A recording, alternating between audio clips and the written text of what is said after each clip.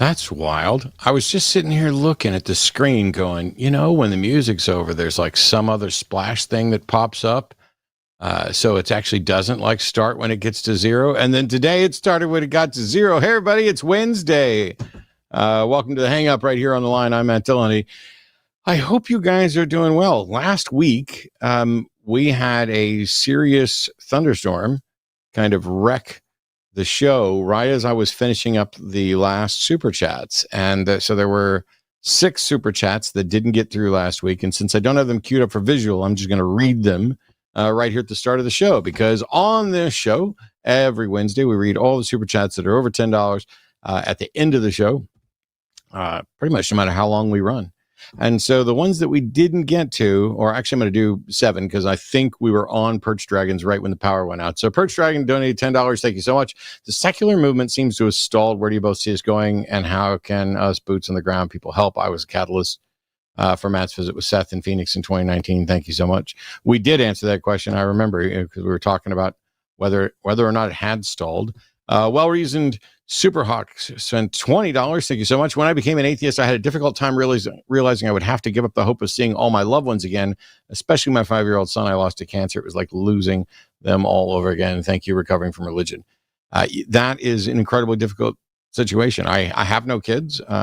If I ever do have kids, they'll be adopted. I can't imagine the pain of losing a child, in part because I can't imagine properly the joy of having a child.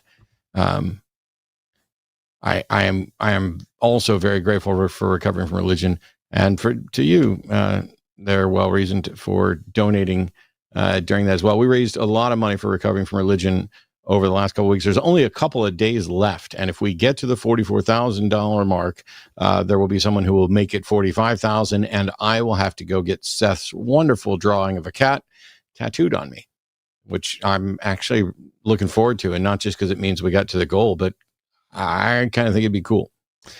Real person donated $10. Does recovering from religion have any advice for a longtime atheist, only now trying to work their humanist muscle? Would someone like that benefit from calling RFR? Calling RFR. I'm not RFR, and Daryl's not here, but I can tell you this. I think you might benefit from calling RFR, if only to talk to a volunteer, get their perspective on the value of volunteering, and to see if it's something that you might be interested in doing, or if there's some other way that you might be willing or able to help recovering from religion. My ex-wife gave a really good talk that was specifically tuned and written for lifelong atheists, because there's a lot of things that a lot of lifelong atheists will say, like, oh, did they really believe that? Which was, I think, the title of her talk. And they often will have difficulty connecting with people who spent, most of their youth in churches, and in particular different types of churches, and not quite grasping all of it, because this has all been kind of like they're still soaking in it and surrounded in it because it permeated our culture, but they don't get it at the same level. And so I think there's a great benefit for those individuals to find ways to reach out and interact. You may not be the best option for a counselor, but there's probably some other way that you could be of use. And if for nothing else, you might get something out of it. You might find that you've had an interesting conversation and learn more about what it's like from a perspective of a former believer. Claire, $9.99 from Claire. Arden, Jimmy, Vincent loves you both and wants you to go fuck yourselves. Thanks, Claire. Justin Williams, $19.99. Dr. Ray, thoughts on Jordan Peterson from a psychological perspective? He claims religious stories are important because they codify lessons from throughout human history. Do you think religions have any value in this way? Obviously, Dr. Ray's not here now. My apologies. Justin, you can either remind me, and we'll ask him that the next time he's on for free, or we can forward this question to him. I've never talked, I don't think Daryl and I have ever talked about Jordan Peterson, and certainly not from the point of view of, one psychologist looking at another. But on the claim that religious stories are important because they codify lessons from throughout human history, I have no objection to that at all.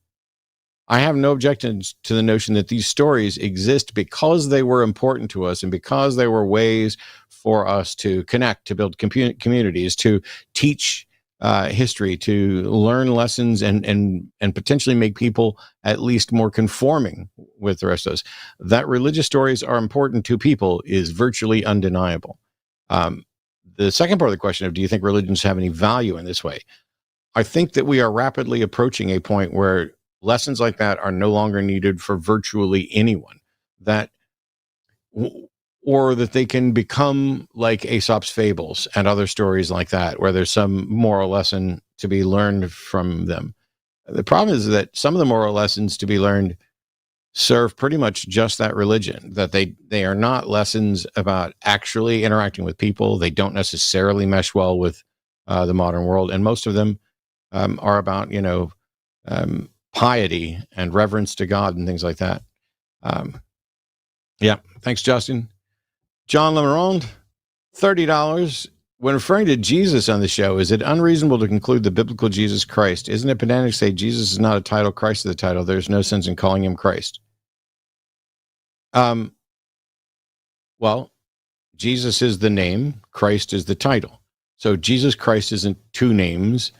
It's like saying Dr. Ben. I mean, Ben is the name, Doctor is the title. And when you say, oh, if he's not the Son of God, why call him Jesus? Because that's the name. If he could be that person, Jesus, but not the Christ. And so, yeah. And when you say, isn't it pedantic to say, yes, but pedantry matters when people are getting things wrong. I had somebody say that I was being overly nitpicky the other day because Elon Musk in a tweet talked about fossil fuels contributing to climate change. But what he said was, if we continue to basically farm these fossil fuels, that can result in a problem. And somebody objected to it. And this individual was like, here's the problem with the left. Elon is just saying, and then put in quotes, fossil fuels cause climate change, and the left's not happy with it. And I pointed out, no, that's not what Elon Musk said. First of all, what you put in quotes was not the quote. But second of all, if somebody's saying, if we keep doing this, it's going to result in this, the people who think we're already there have a legitimate objection. And so, yeah, I mean, overly pedant can be a problem, but on this show, and inevitably what I end up doing is I end up having a lot of conversations with atheists on these shows and correcting a lot of misinformation from atheists.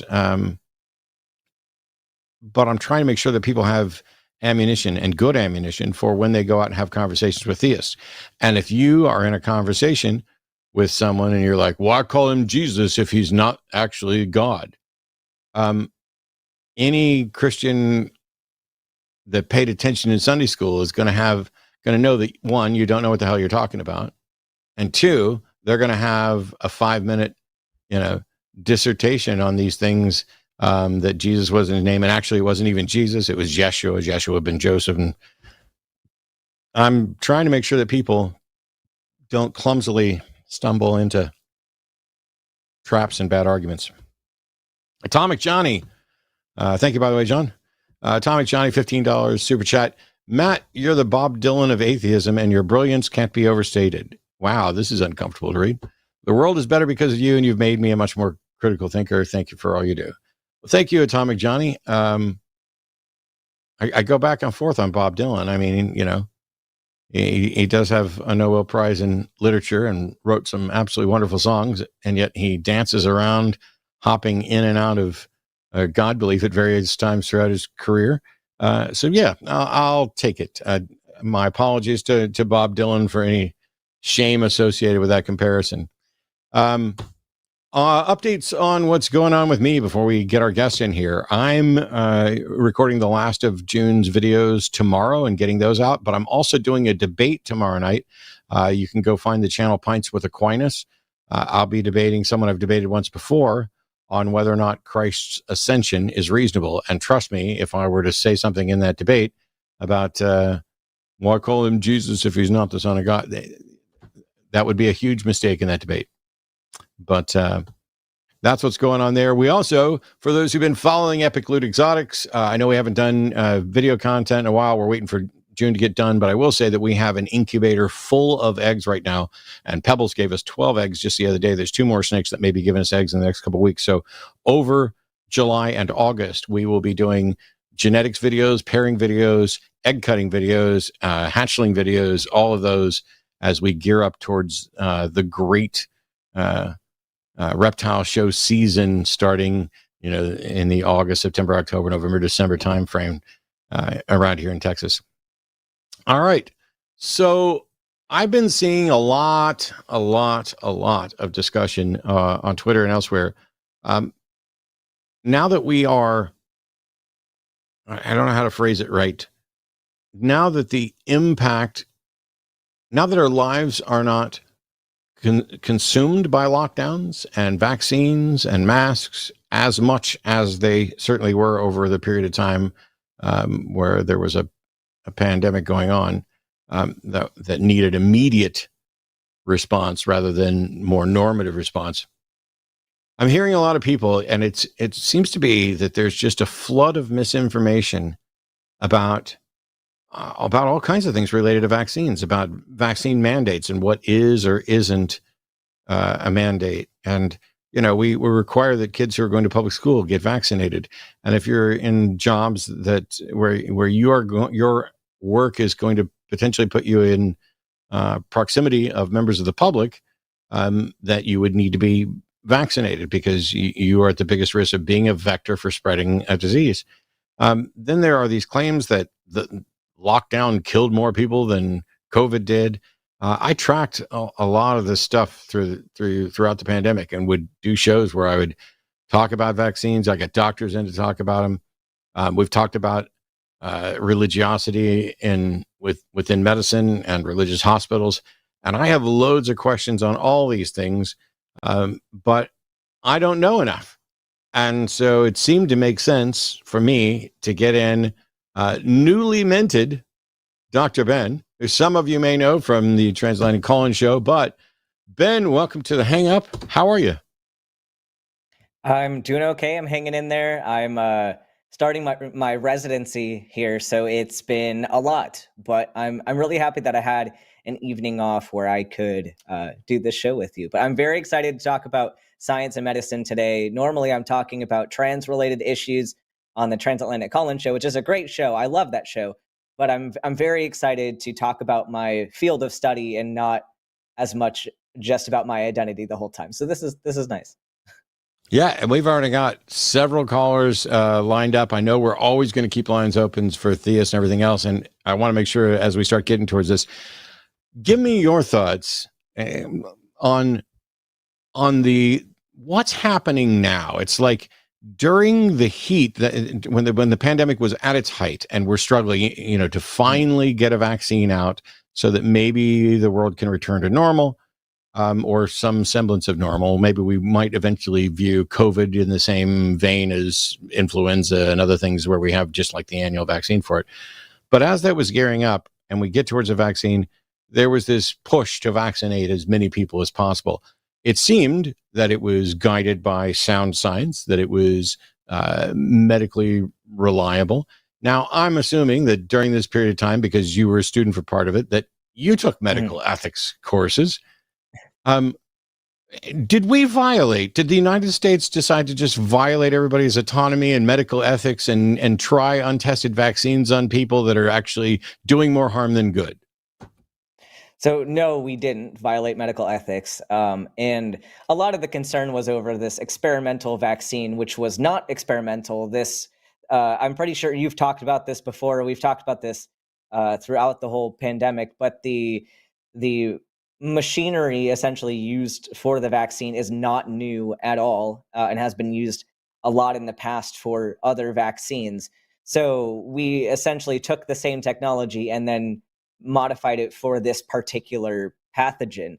So it's not experimental, and we did not violate the rights of humans in lockdowns or with mandating vaccines to go certain places in public. And this is something people get very angry about.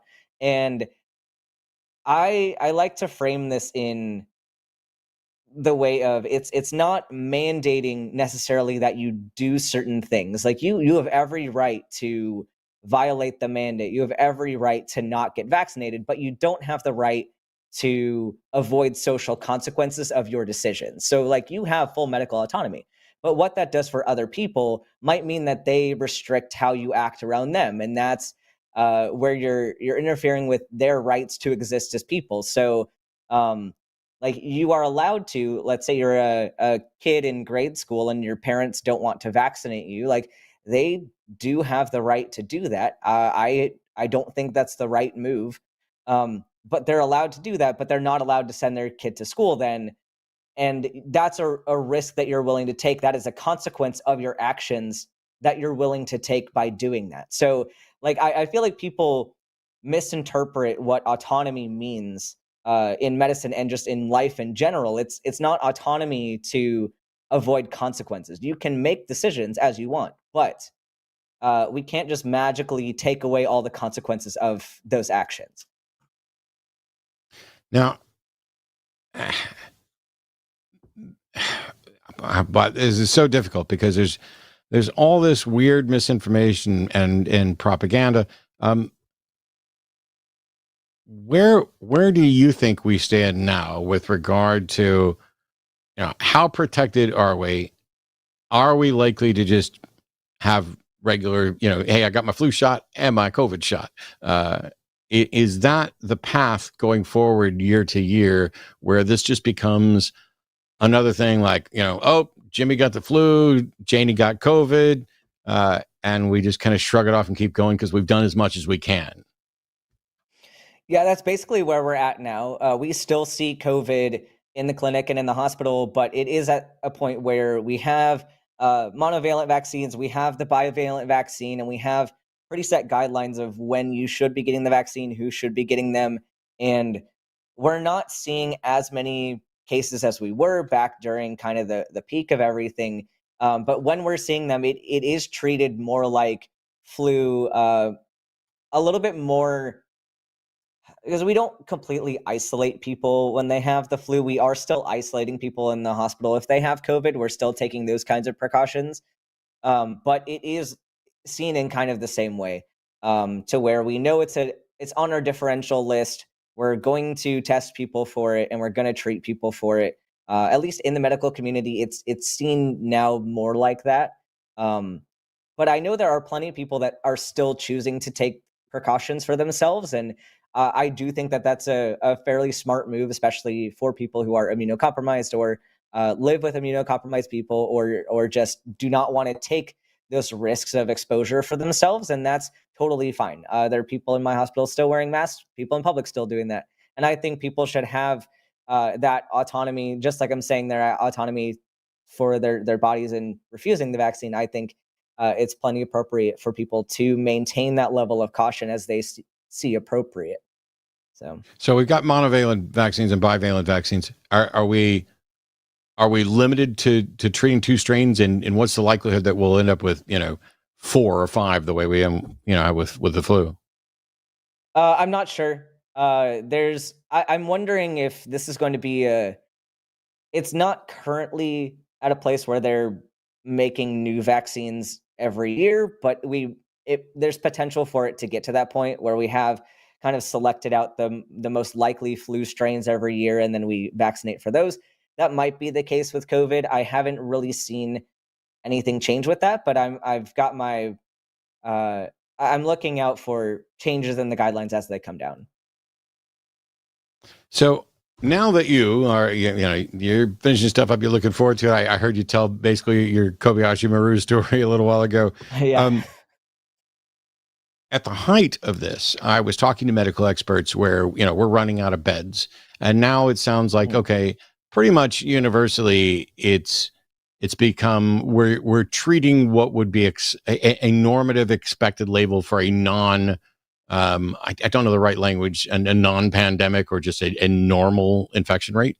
At this point are more related to staff than it is related to actual beds in the hospital. But it's also dependent on what area you live in, what your ICU situation looks like, how understaffed are you.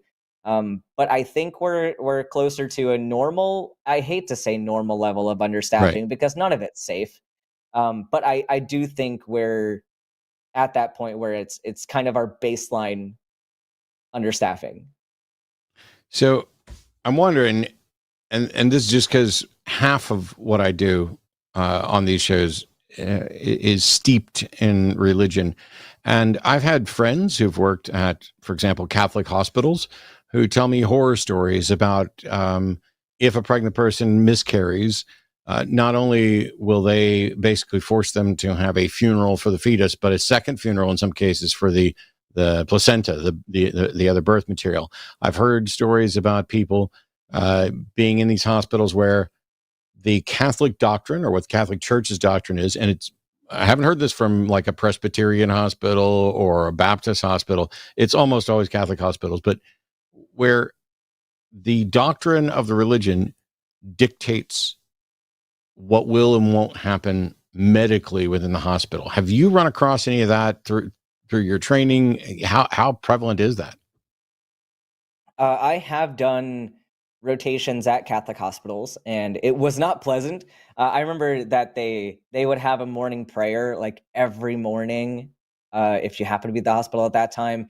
But I think the places that I was at, like basically they were Catholic in name and Catholic in like their art around the hospital and everything, but most of the doctors weren't Catholic. So I think like even if the hospital had wanted to push certain protocols, they really couldn't, because their doctors were practicing at the gold standard of care according to the medical boards. And that's mostly what I've seen. I have heard the horror stories of hospitals like you're talking about. And there is another concern as well with Christian and other religious medical schools.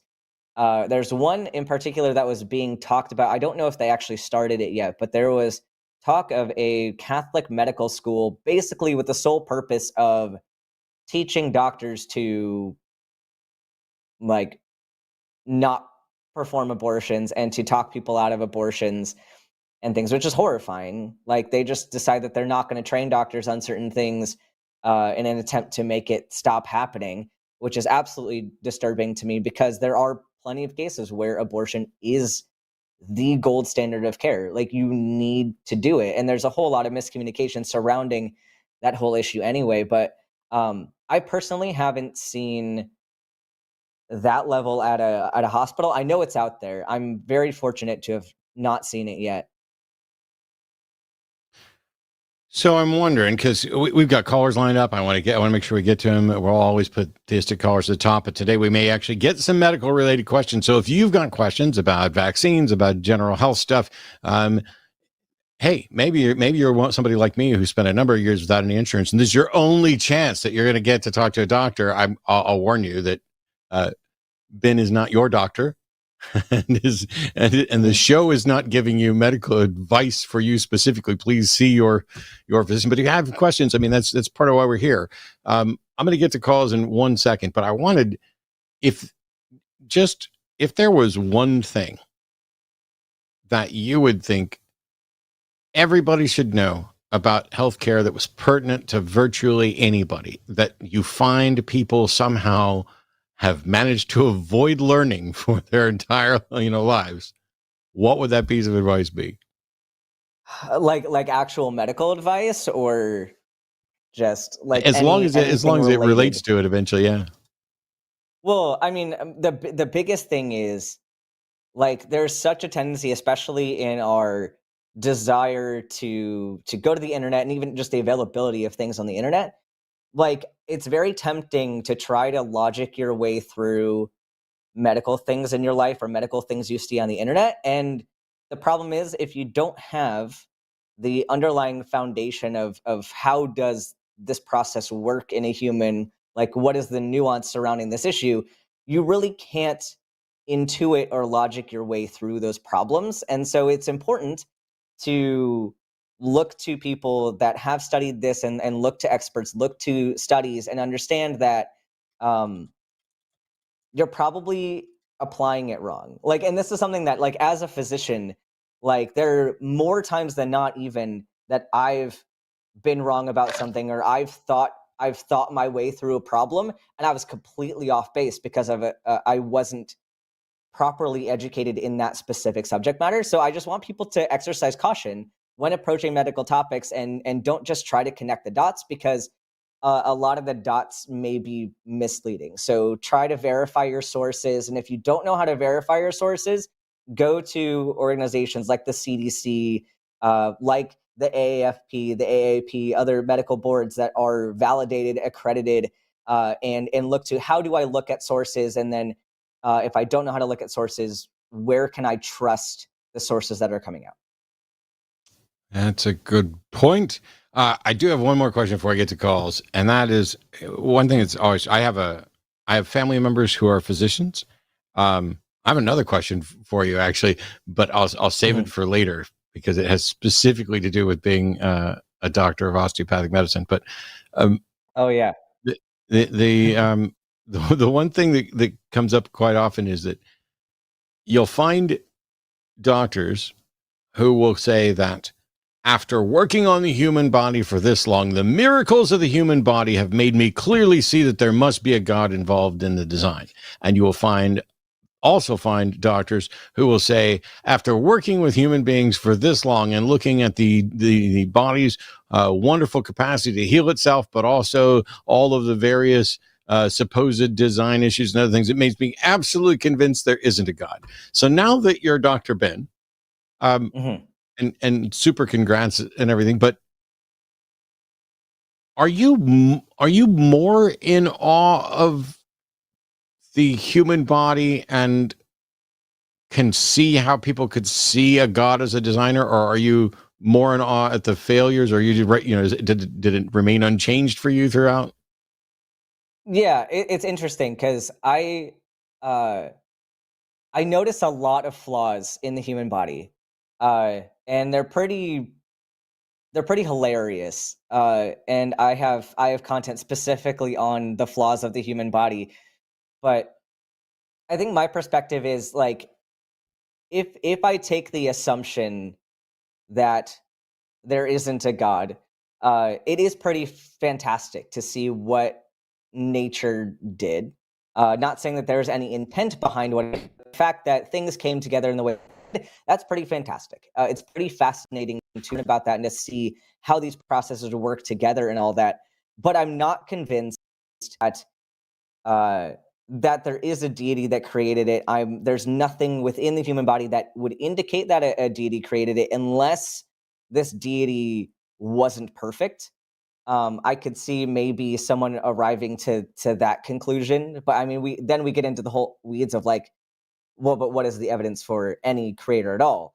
But that's a whole different topic. But if just looking at the human body, I could pretty safely say that I'm confident that there was not a perfect deity that made the human body, because it's absolutely fucked.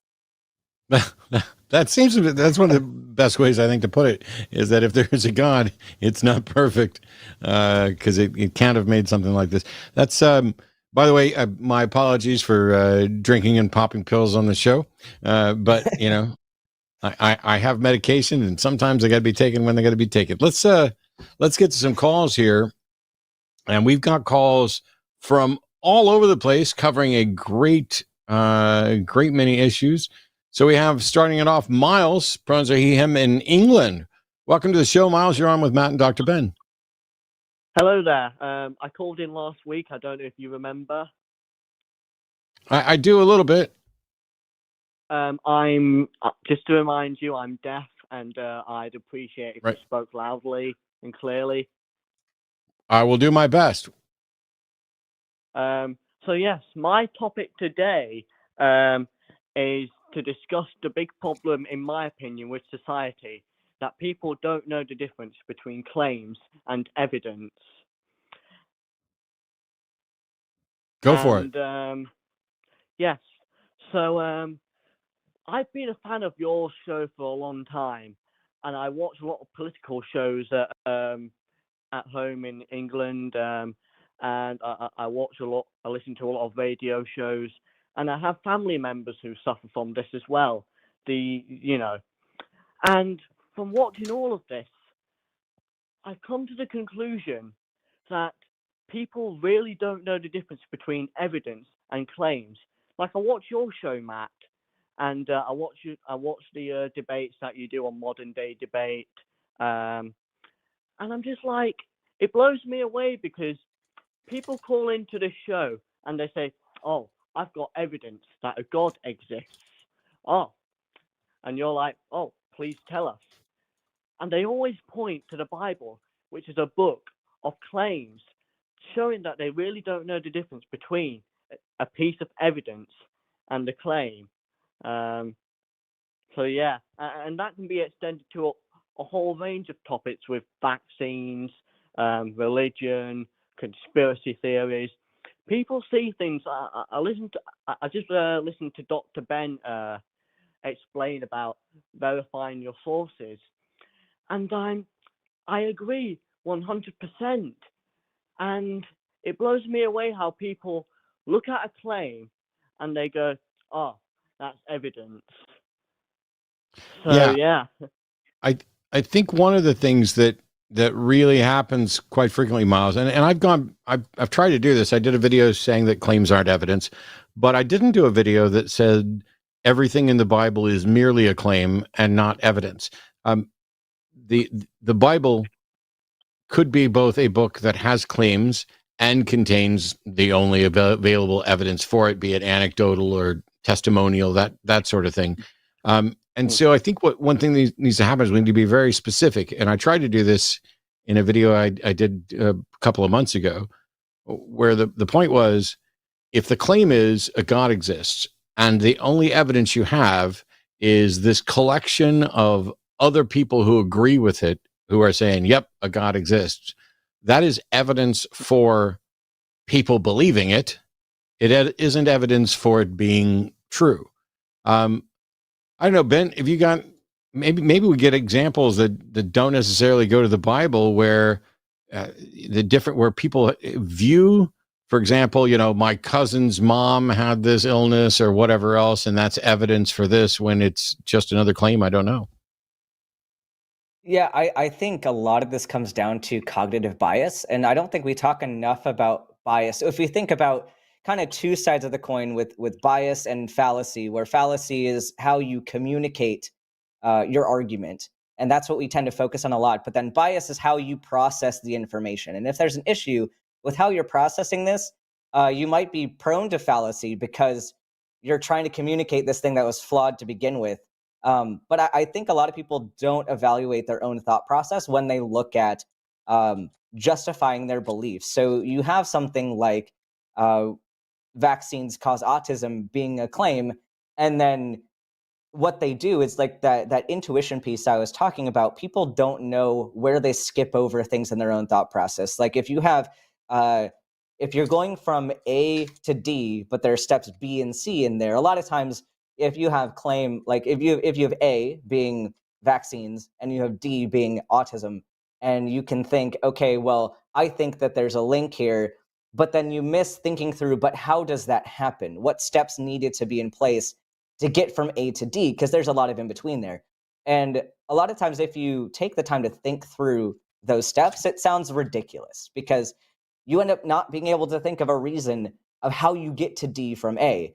But that takes a lot of work, right, to get through all of those steps. So our brains just jump between things that we see connections between, and we don't often know how to articulate those connections. And so that's where you get into some weird arguments, because they think that it's intuitive for them, but it's not intuitive for anybody else because we're not the ones following their own jumping around thought process.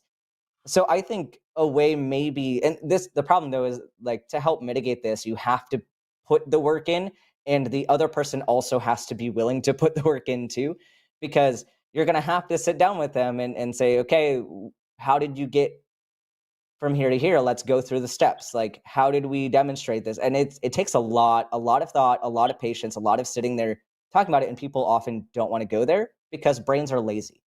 So I think that's my main thought. Do either of you have any thoughts on how other ways that we could engage with this with people? Well, could you repeat that, please? That last bit. So if Ben, we know go that ahead. brains are lazy, and we know that people often aren't willing to go from A to B to C to D, and they just want to go from A to D. It's a long thought process to guide people through all of those steps. So do you have any thoughts, Miles or Matt, on what you would do to get people to go through those steps without necessarily having to add more effort to it? Okay. Here's do you mind if I tell you a quick story? As long as it's quick, because I got full lines. Yeah, absolutely. So my grandfather, back in the 1980s, got into some financial trouble, and he spent the last 30 years trying to take the NatWest Bank, a bank in England, to court. And he took them to court in like 1991, and he lost the case. But over the past 30 years, he's been trying again and again and again to take them to court. And my family, well, my dad specifically, about 5 years ago, asked my grandfather, right, I've been hearing about this NatWest case for so long. Could you show me the evidence? Do you have evidence that the NatWest conspired against you? And my granddad goes, yes, absolutely. He grabs this massive case file, almost resembles a Bible in a way, places it down and shows my dad all these files. My dad reads them and he says, whoa, these are accusations. This is not evidence. These are accusations. And my grandfather is constantly insisting that these accusations are indeed evidence. And this is partly the reason I have to make this call, because this was the catalyst for what I sort of discovered in people. My grandfather didn't know the difference between his accusations, which were claims, and evidence, which backs up those claims and proves those claims. So I think my dad did was try to educate my grandfather on what evidence is. Like, evidence would be a tape recording of people in the NatWest conspiring to put him in a financially terrible position, or a letter or an email or whatnot. That would be evidence, but he doesn't have any of that. Right. So I'm gonna go ahead. I'm gonna address this, Miles, but I'm gonna go ahead and let you go because I want to clear up some lines. There's a couple people calling in right now, but yeah, I think, and I'll talk about what I think the problem is. But thanks so much for the call, Miles. I think one of the biggest issues is that from infancy, we are basically conditioned and trained to trust our parents, to trust authorities. You're going to trust the doctor. You're going to trust the priest. You're going to trust these people. And so, and you also know that while everybody knows that lies are possible, they've all told lies. They also know the benefit of trusting people and how we are generally honest. And if somebody comes to you and says, hey, this bank ripped me off, this doctor did the wrong thing during my procedure, this medication, I've got to talk to 20 other people, and all these other people, they think, they took this medication and they've had these particular side effects. All these people talked about going to church and feeling the Holy Spirit and praying and getting some benefit out of it. In all of those cases, what we're talking about is what some people would consider evidence. And in some aspects, it can be the sort of anecdotal, testimonial evidence. But we put so much reliance upon it and so much stock in it that it becomes, oh, yes, I've got this mountain of evidence, as if we could quantify. And it's like if you took all of the testimonies and were to put them on one side of a scale and compare it with the actual physical, hard, objective evidence for something, they don't even move the scale.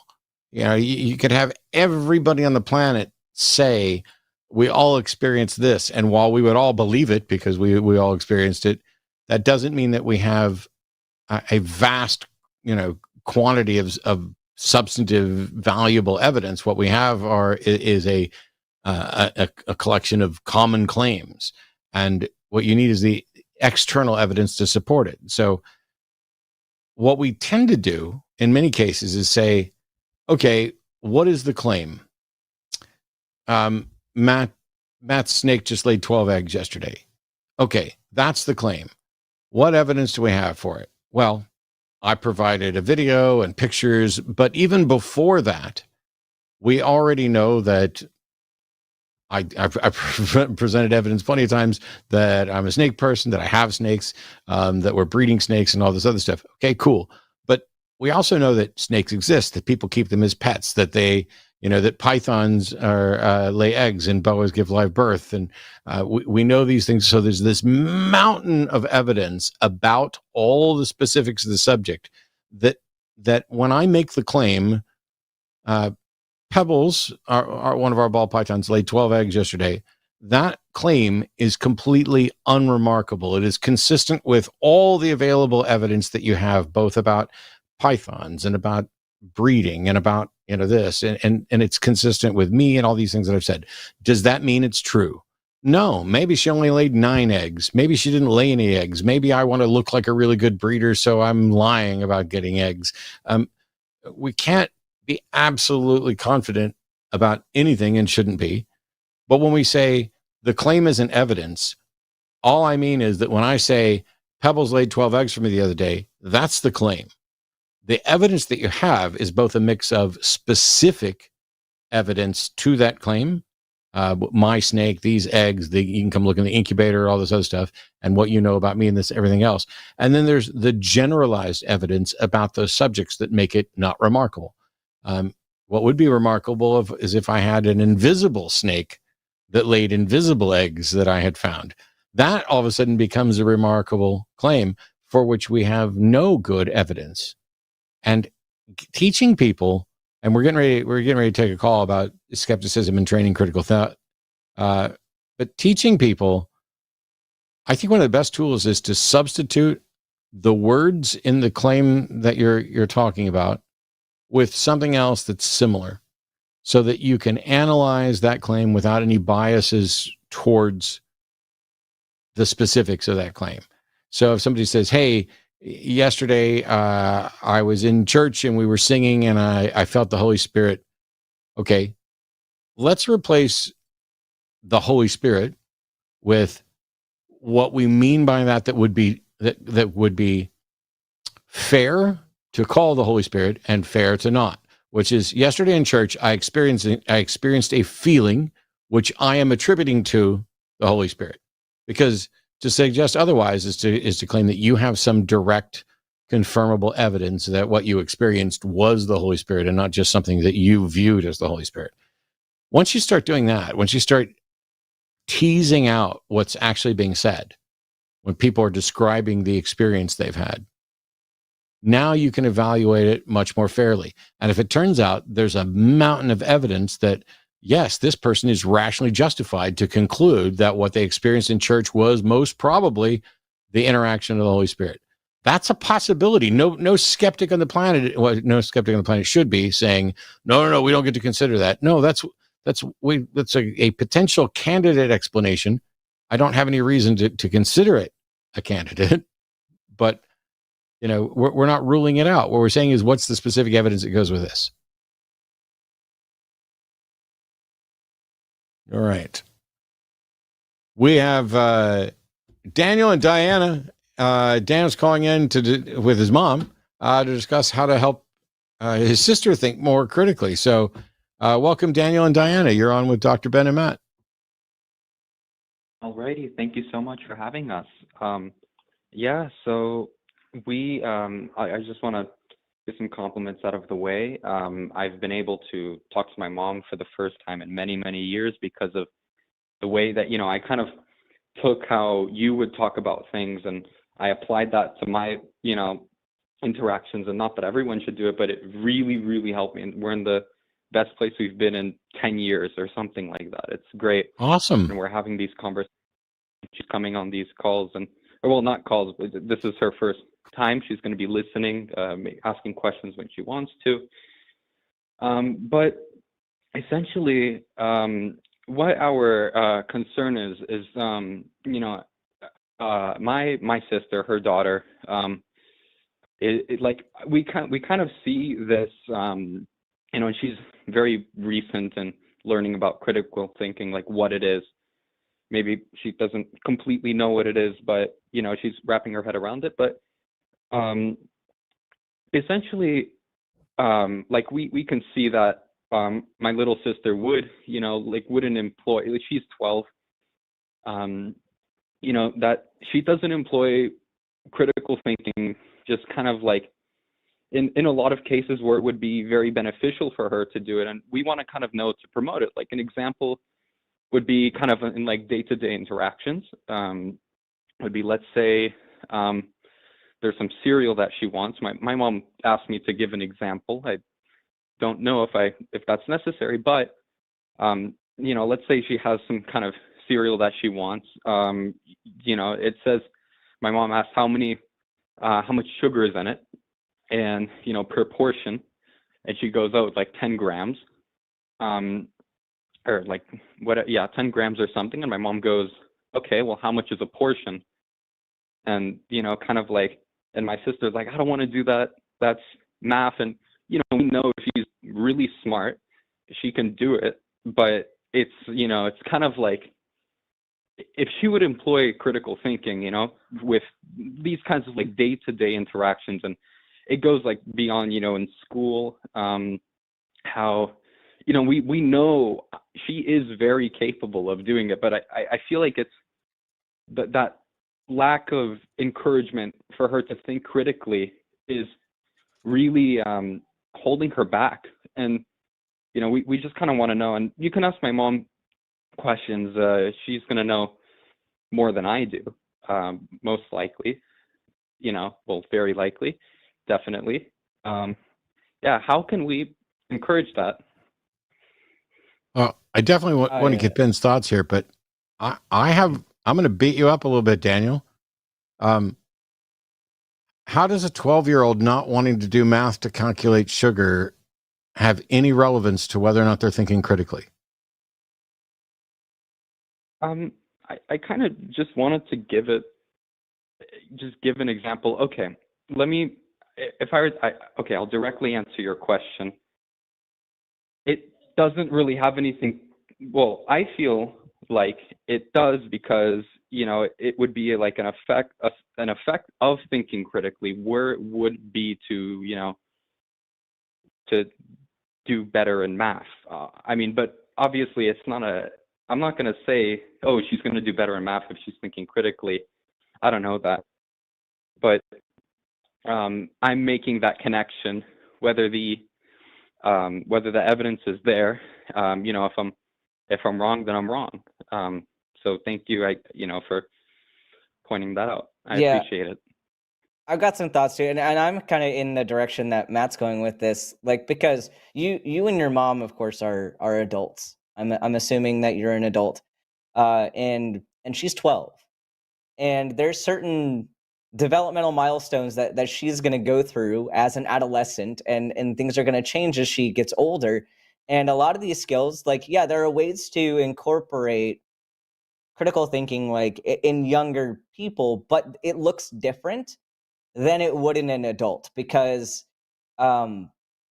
like, yeah, the fact that she's not interested in doing math outside of school or anything, like, there aren't many children that are going to want to do that or be interested in it. But there are certain ways to encourage critical thinking skills in that age group, but it needs to be in the forms of, like, you have to make it interesting for them. And something like, when I was of that age group, and even into late high school or late college, like, I was a person that a couple things going on for me.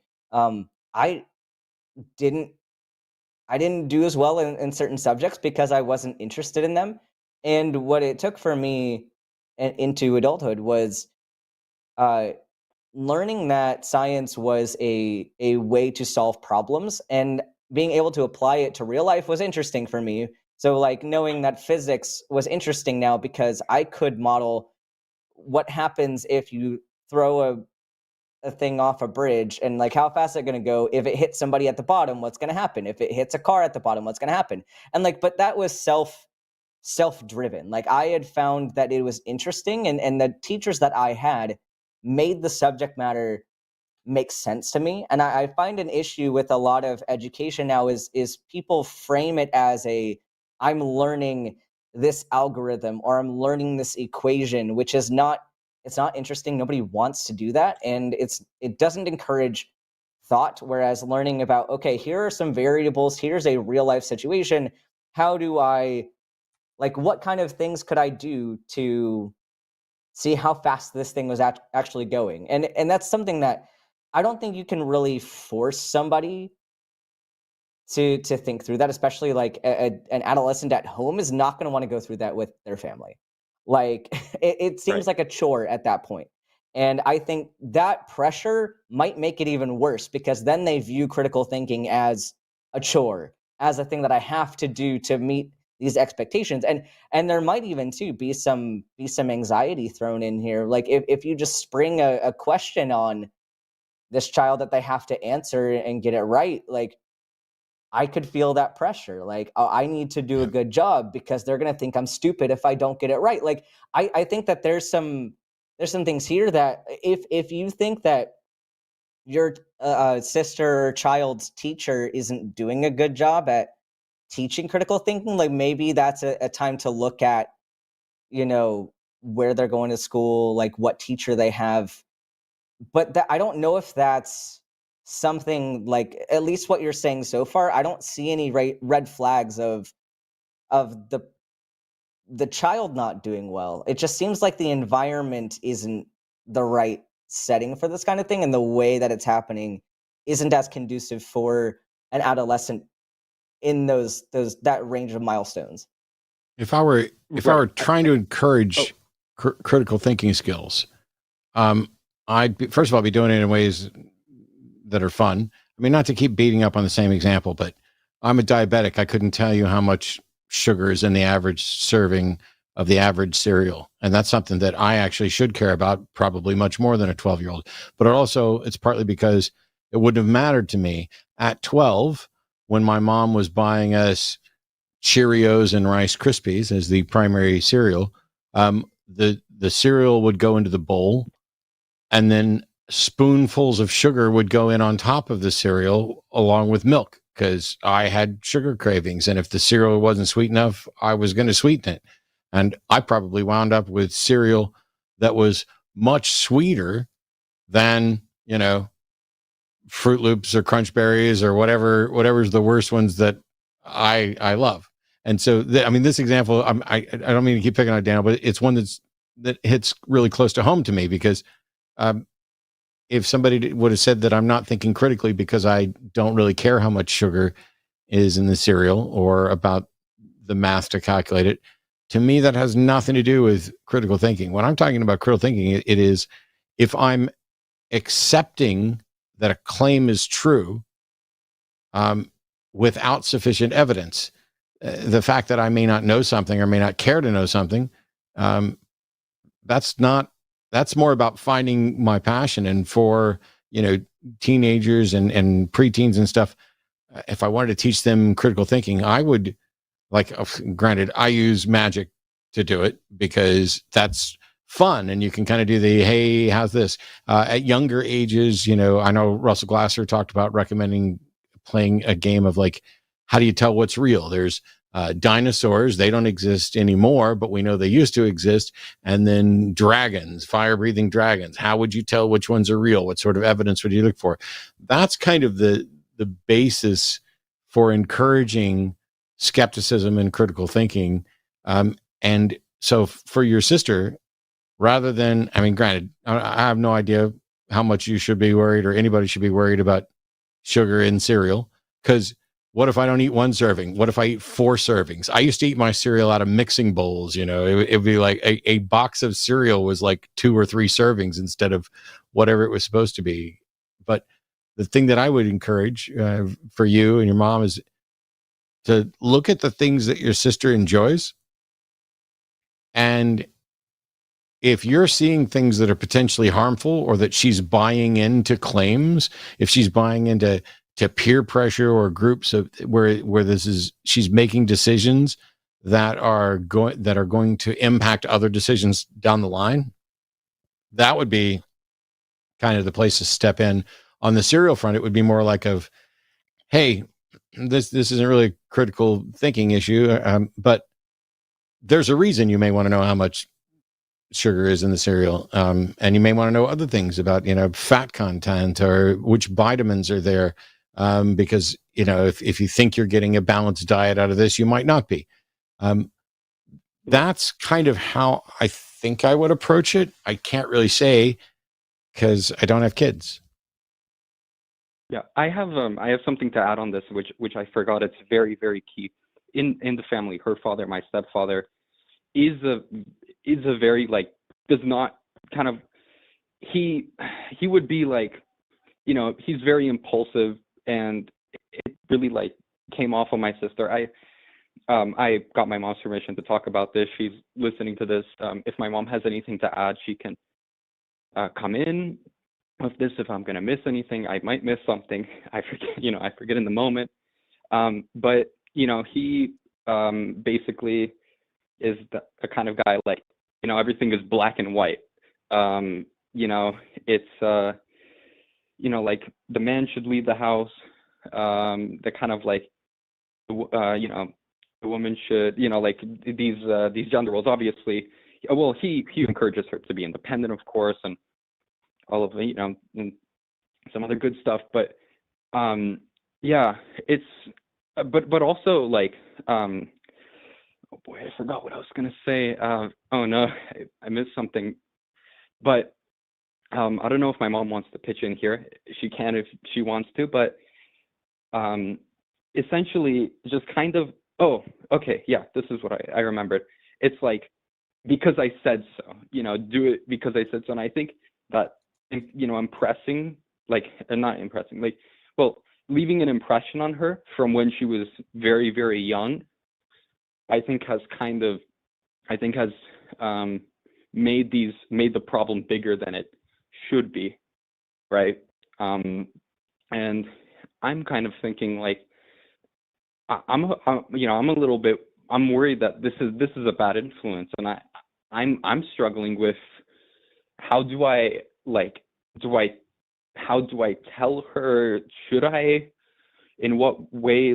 Okay, maybe I don't have to tell her directly. Maybe I can, I don't know what to do, and that that it's not a good way to because I said this very to think how my stepdad thinks it's been very toxic for the family, and we're trying to work on it. We're working on it all the time. We're trying, but we kind of don't know what to do in that case, and that's where the issue is. And it's Daniel, the serial example was kind of dumb. Daniel, but yeah. How old are you? 19. Cool.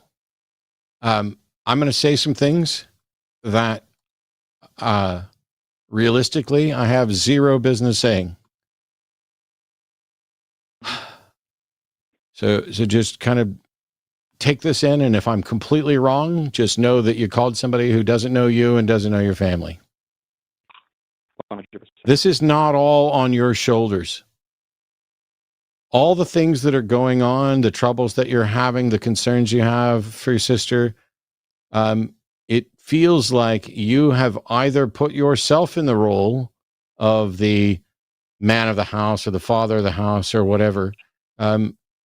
It's not your job. The best thing that you can do from my perspective, I'm not an expert, is first of all, look up the Secular Therapy Project and see if there's someone there that you can talk to and that other members of your family can talk to for counseling. You'll get counseling that is not coming from a religious perspective. If I were you, I would love your sister, Diana, love your daughter, encourage them, be supportive of them, let them know that you're there to talk, and that while you see things that you may have concerns about, if they have concerns or fears or whatever, you guys need to be the place where it is safe to come, because what you're describing from your stepfather isn't necessarily black and white or all bad or anything else, but these kind of antiquated rules, and you seem to be worried about how that's going to impact your sister. And that's wonderful. It makes you a good brother, makes you good family members to be worried about that. But I would worry less about the critical thinking aspect of it and more about the family building aspect of it, so that the three of you can rely on each other, get counseling perhaps together, and then when the communication lines are open to where when she's afraid of something, where she's worried about something, she knows she can come to the two of you. And when you are afraid of something, you don't have to feel like everything is on your shoulders, that this is your doing, or that you have to be the one to fix this. You don't owe anybody an explanation for who you are. Neither does your sister. Neither does your mom. This isn't on you to fix. It is on the three of you to work together to try to keep the family unit and to build better relationships. But the fact that you are the one talking when your mom is also on the call is speaking volumes. And rather than digging in on critical thinking, I would like for you guys to reach out to the Psychotherapy Project, see about possibly getting some family counseling there, and worrying less specifically about your sister's critical thinking skills and more about the family unit's communication skills. And so that you don't feel the pressure of all of this, that the pressure is above your pay grade for some of it. I get it. You're 19. You're not a kid anymore. I'm not trying to treat you like a kid, but I can hear the struggle in your voice when you're talking about it.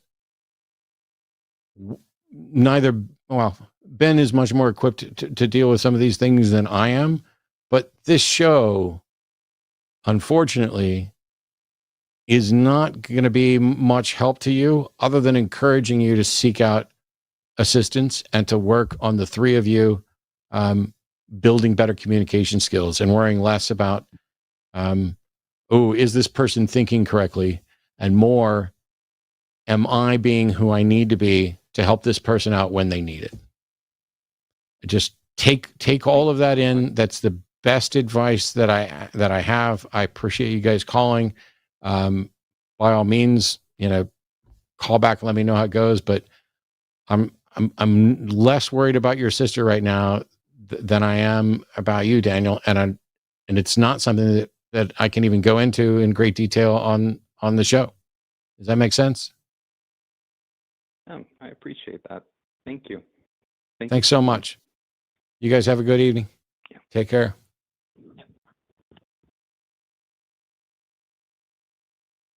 Oh, tough calls. Yeah, I was going in the same direction that you were with that last bit. I definitely think counseling is a great step. Yeah.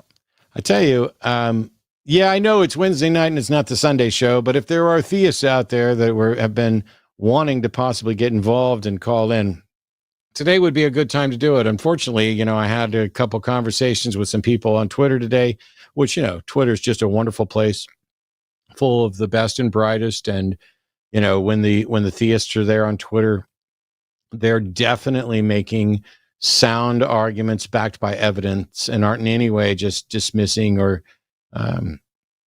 anything like that. It's really the pinnacle of intellectual conversation there at Twitter. And yet for some reason, they just don't want to call in. I've spent, here you go. Here's the challenge. I'm leaving. We still got lines open. Not a single, there are phone people on the call right now that are just not theists.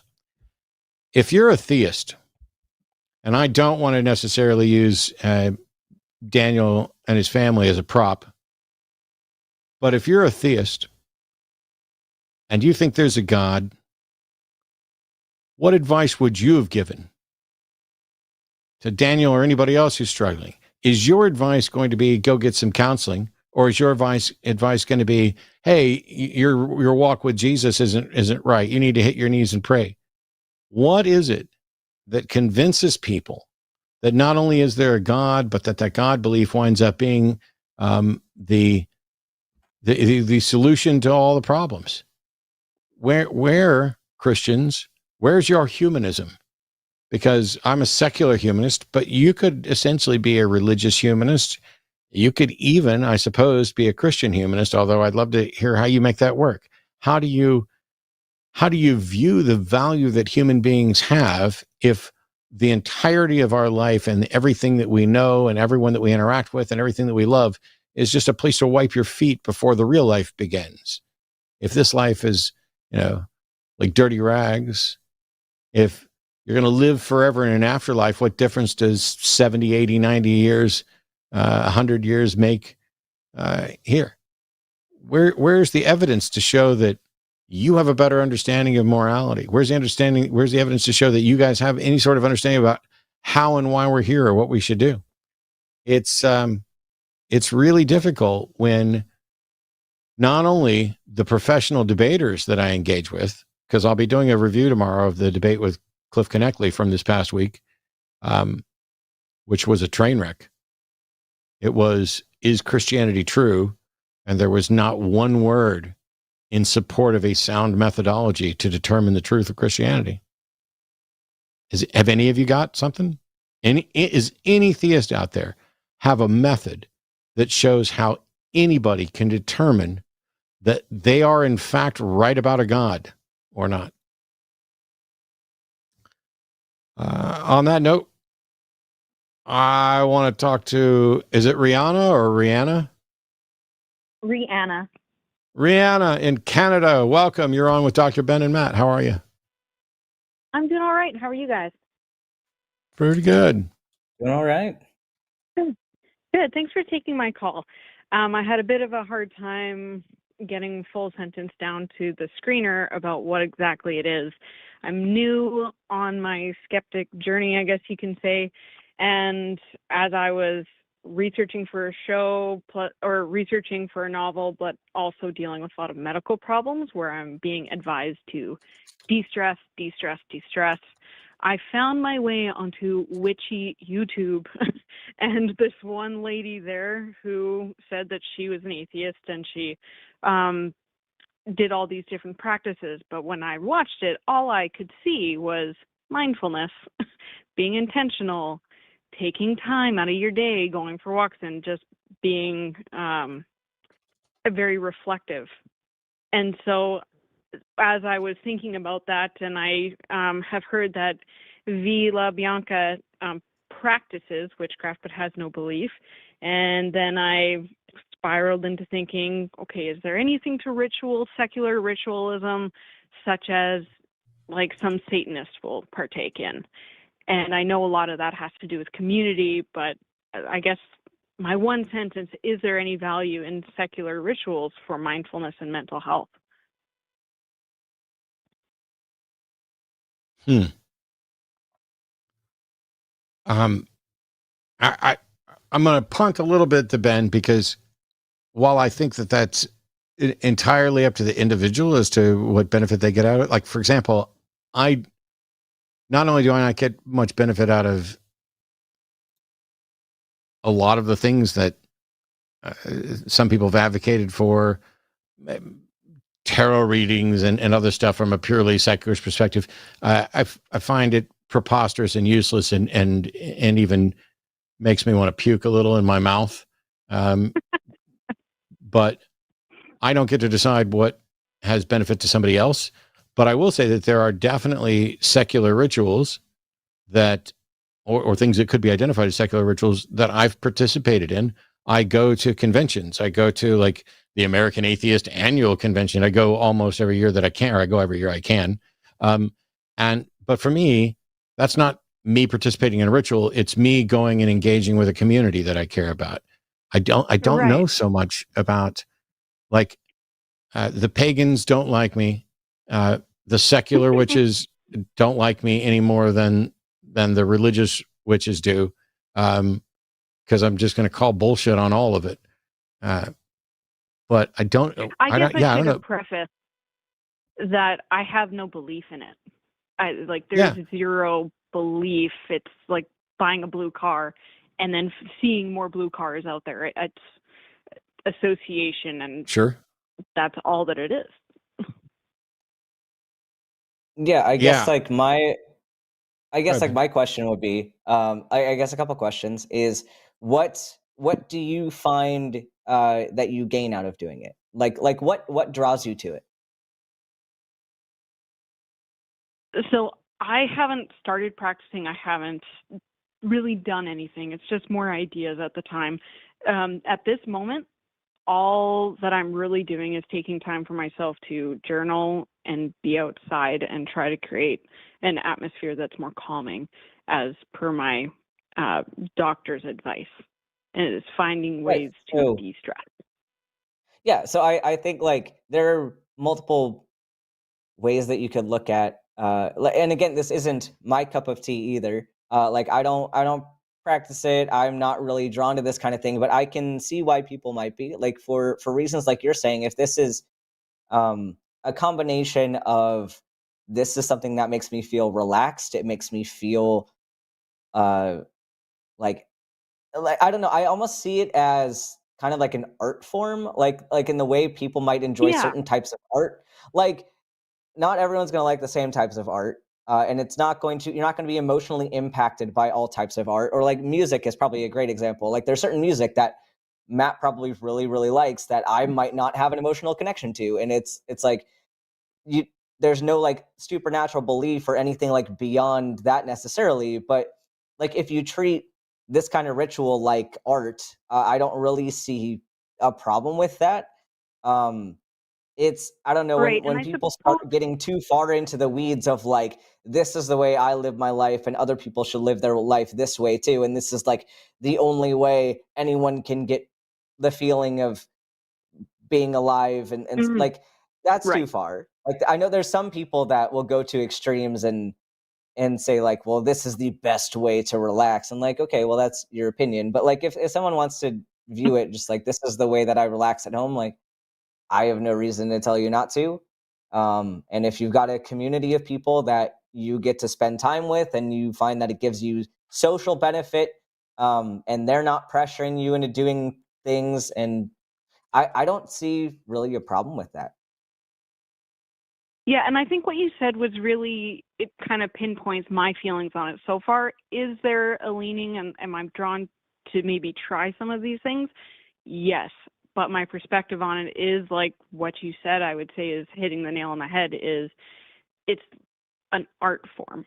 There is, artistry and painting and different things like that. There's music, like you said, and maybe this is just part of that, where you're making a boundary and a space for yourself to take time for yourself, and this is just how you do it, and it's an art form. Maybe that is the best way to put it. But for all of the magic and people who call that sort of stuff witchcraft, it kind of makes my spine tighten a little bit, if that's the right way to put it. That I like, that's woo woo, and I don't like it, and I want to step back. And now that I have this different perspective of it, if it just is, like you said, a harmless kind of art craft or art that you're not pushing on anybody else, and all it is really making you feel good, and perhaps maybe giving a community, then maybe it's something I would allow myself to try. But I worried that my skepticism was just going out the window, and I think what has tipped me off and made me worry about that is just the term witchcraft. Yeah, and I'll say But this. I think there's a lot of woo-woo in mental health people as well. Well, there's a lot of woo-woo everywhere. My thing is, if somebody said, "Hey, I found this sort of mindfulness meditation tool. I sit down at a table, and I make sure that my feet are flat on the floor and I'm comfortable, and I take the junk drawer and I dump it out on the table, and I sit there and I try to clear my mind, and I just start moving things around. And as I feel that it's the right time, I'll move some of them back into the junk drawer. Others I move to the trash. I might sit there and look at one for a while and see what it reminds me of, what it makes me think of. And really, it's a way of figuring out, hey, are there subconscious things going on in my mind that I wasn't aware of? Am I stressed over something that I really didn't want to address? Maybe it's kind of like a lateral thinking thing. If somebody told me that, Right. which is something that I genuinely just made up sitting here right now, I'd be like, cool. I got no objection to you trying that, as long as you're not reaching conclusions that aren't real, and that it's not leading you towards some other problem. The issue here is that witchcraft, tarot, astrology, tea leaf reading, all of these things are not just mindfulness, tools. There are people who genuinely believe them and have for a long period of time. To me, it's like saying, I'm not a Christian, but I love going to church and standing up and singing and praising alongside people. If you want to do that, that's fine. But if I'm cleaning out the junk drawer from the kitchen, I'm not supporting other people's delusions. And I'm not sitting there in a church side by side with a sincere believer, giving them a false impression. And I'm not propping up the palm reading business down on the corner that is going to tell people about their love life and con them out of money. I got mini decks of tarot cards here. I use them in my magic shows from a purely secular perspective. I have one that's just the tarot of white cats. It's just nothing but white kitty cats, drawings, and everything else. I have really good uses for those cards. And I struggle with using those as props in a show where I'm teaching about skepticism, just because I know the number of different ways that some people are going to react to them. There are going to be people who are going to think it's of the devil, no matter what. And so that's going to shut some of them down. There are going to be people who are like, ooh, I love tarot stuff. And Matt's like me. No, I'm not. I don't love tarot stuff. I love the art. I have some really beautiful decks that have great fantasy art, but they're right there with my Magic the Gathering cards. I don't need them for that. But at the end of the day, if somebody is actually getting a real benefit, they're not propping up the pseudoscience or woo out of it, they're not advocating for those things, then generally I don't really care. It's just that I think if you're not buying into tarot or witchcraft or astrology or any of that, then whatever benefit you're getting from those mechanisms, you should be able to find another way to get that same benefit. Otherwise, you're saying there is something to those things. Right. And I think, and please point out maybe the flaw in my kind of thinking here, but I mean, I don't have tarot, I don't have anything like that, but say the mindfulness, whatever, of sitting down, writing your thoughts, being reflective, and people can use that and see that and say, well, you're doing it in a ritualistic way, which makes it witchcraft. And that is just the term, why put it to it? And I wouldn't necessarily say that it is. But what makes it witchcraft is the tools, like you say, like a tarot card or astrological signs or whatever it is, right? Yeah, when people say, if you're doing it in a ritualistic way, that makes it witchcraft. That's like saying you love football so much it's your religion. That kind of stuff doesn't impress me. I'm not engaged in witchcraft, even if I did something. It's like, hey, which is well, I'm gonna screw this up. Which is like nature. I like nature. Does that mean I'm engaged in witchcraft? I mean, that's the level of kind of and let's put together things that maybe aren't accurate representations of what's going on. I wouldn't be concerned so much that someone accuses you falsely of witchcraft. I'd be more concerned about if you're taking steps that prop up pseudoscientific thinking in woo.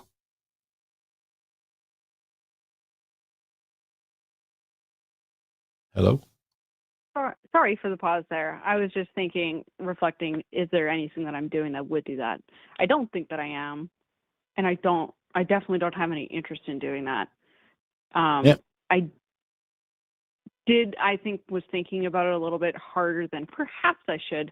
I guess it's a little bit of a fear and a cautionary of not wanting to be sucked into anything that resembles, say,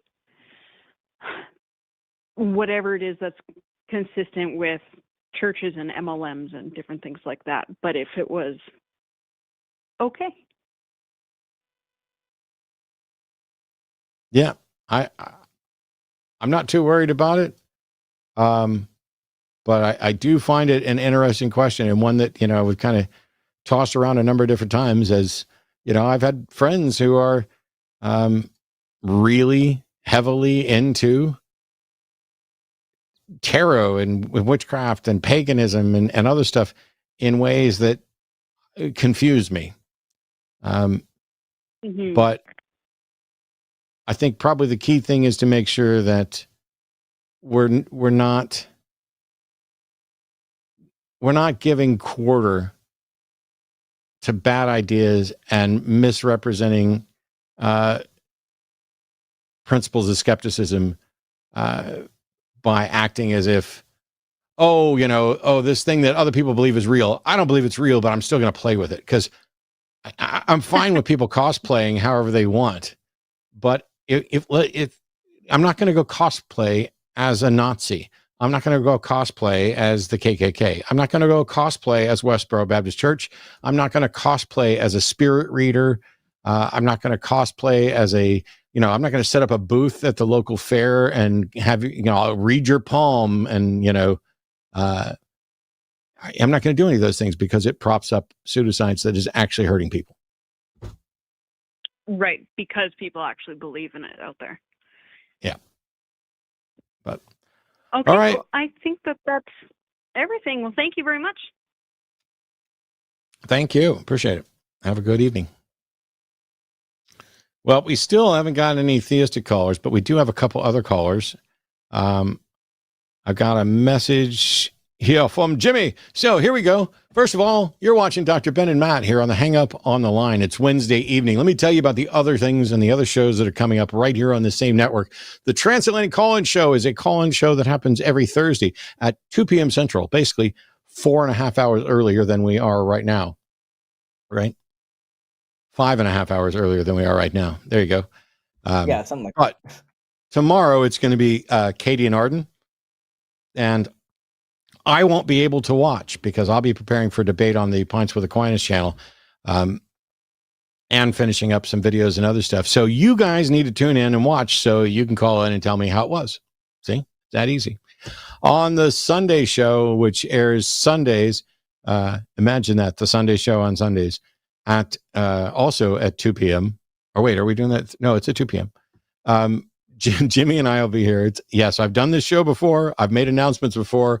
I'm not quite the mess that it seems I am right now. But yes, Sunday show, Jimmy and I will be on the Sunday show, 2 p.m. Central. And we're doing a Sunday night Zoom call with patrons.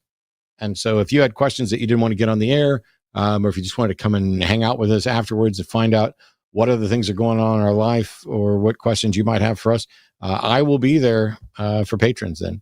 Monday and possibly Tuesday will be Cus I Wanna's with Jimmy because of the holidays being in the United States. Independence Day, the 4th of July, and, the 5th of July, which is recovering from Independence Day. If only we had maintained that independence. And next week, I am going to have a special guest. Oh, that's the 3rd and 4th. Sorry. Well, fine. Then Tuesday will be that's 3rd and 4th. The 5th is Wednesday. Shit, I'm going to be recovering with a guest. I'm just going to tell you guys. I was going to be coy with it. I'm not going to be coy. Andrew Seidel is going to be on the show next Wednesday. There have been a mixed bag of Supreme Court rulings over the last few weeks, including some good ones or reasonably good ones and fairly simple ones in the last couple of days. And I suspect, but cannot confirm and cannot give information, that there are some Supreme Court rulings coming out over the next 48 hours, quite probably, that we are going to want to talk about. And so next Wednesday on the show, Andrew Seidel's agreed to come back on and talk about those things. So get ready, get your questions ready. It's always a great show when he's here. I can't wait. I'm looking forward to it. A huge thank you to Armageddon Mikey and Cookies, I Killed Earl, and Diane, all of whom are screening as moderators in Armageddon and Mikey are screening. Cookies, I Called Earl, and Diane are moderators in the chat. It's like I haven't done a show in 6 weeks, and it's Ben. Why don't you just take over the rest of the show? Are you looking at call-in studio? You just pick the callers and everything. If not, I'll keep doing it. I'm on call-in studio. Yeah, sweet. Well, I'm going to feed you one. I'm going to feed you one right now with David. David in Florida, pronouncing him, has a really interesting question that I can't wait to hear the answer for. So, David, welcome to the Hang Up. You're talking to Dr. Ben and Matt, mostly Dr. Ben. Yeah. Hello. It's really nice to talk to you both. With the help of Matt since 2012, I basically became an atheist. So thanks for that. And congratulations, Dr. Ben, on very difficult task. Yeah, thank you. What you got for us today?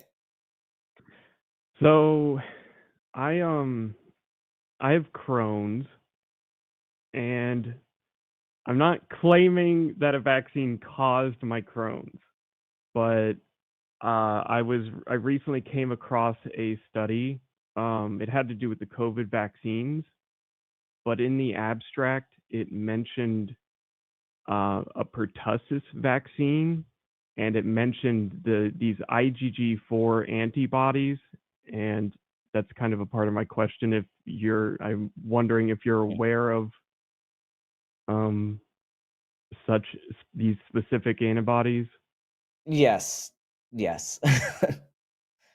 Okay. So what's your specific question? Yeah. So I kind of called on a whim, so I'm trying to piece it together. So I had a DTaP vaccine, and it increases your IgG4 antibodies, and I spoke with my specialist, and he said yes, that those antibodies may accelerate certain immune conditions, and it may have accelerated my Crohn's. And I noticed the mRNA COVID vaccine may do the same thing, and that was actually my initial hesitation for taking sorry, I'm really nervous for taking the COVID vaccine, because it was made in a very short span. I know the mRNA research is it's done prior, but I was hesitant, and I haven't gotten the COVID vaccine, and it almost might have worsened my condition because the pertussis vaccine already put me in a horrible state for the past 2 years. I have half of my Wait, so colon, how did you confirm that the pertussis vaccine was the cause of the exacerbation? Basically, I spoke with my IBD specialist, and he said these IgG4 antibodies, he did studies specifically on that as well, and said that may have. So what test did he So do it's that not a determined? So here's the thing, though. So Yeah. even the words that your specialist is using, the way they say it may have done this, Mhm. I mean, we use a lot of conservative language in general because a lot of these things, we are hypothesizing. And so my question is, I guess, was the specialist confident in that answer, or was this a hypothesis meant to help alleviate distress and help you make a decision? Because there's if I'm counseling a patient on this thing, and I was, while Matt was talking to the last caller, I was actually looking into a lot of information kind of behind the scenes, but Crohn's isn't, from what I'm seeing, and I'm not an immunologist, I'm not a rheumatologist, but from what I can tell, IBD is not the COVID vaccine is not contraindicated in people with IBD.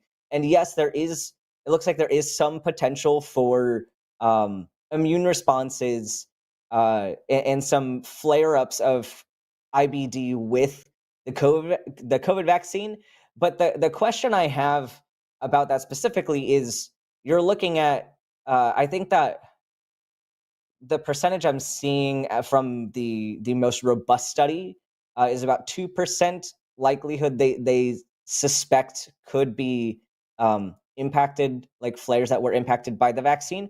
But you also look at these mechanisms of inflammation, and what often is probably going to happen. And let me give you the benefit of the doubt here and say that, like, it's possible that there was an exacerbation from the vaccine. What we're weighing out here with any of these cases it's not, are you going to be 100% clear of side effects, or are you going to have side effects? Like, it's more nuanced of a problem than that, right? Because if we're looking at the mechanism of the mRNA vaccine, right, like, it's going to, like, it replicates spike protein, right, which is the mechanism of COVID itself.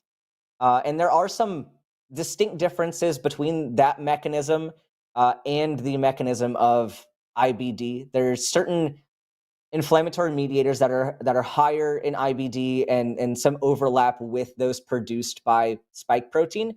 But if you're going to weigh this out, you're going to get similar mediators produced by a vaccine trying to generate an immune response in from a COVID-19 infection. So if we were to compare the risk of adverse events from the infection itself versus the vaccine, it's pretty clear, even though it's not like studied years and years and years into the future, we have a pretty good idea with the studies that are out now that the infection is going to predispose you to much greater adverse events and much greater cytokine storms being produced. And so if we can mitigate that from the beginning and say, well, yes, there might be this risk from the vaccine in 2% of the population, maybe less, versus what's the risk of you getting COVID and having not only IBD exacerbations, but things like lung damage, other like vascular damage. We have cases of people getting diabetes from COVID because it's a vascular disease. So, like, the way that we're looking at this, number one, I want you to, like, obviously do what your specialist is telling you to do, because none of this is medical advice. But when you approach a problem like this, and if you're hesitant, like, note the language that they're using, and they might be hypothesizing, and you can ask them, like, how confident are you with this statement that you say? Like, if you say that it is that you think there might be a connection between these two variables, how confident are you that this is a causal relationship?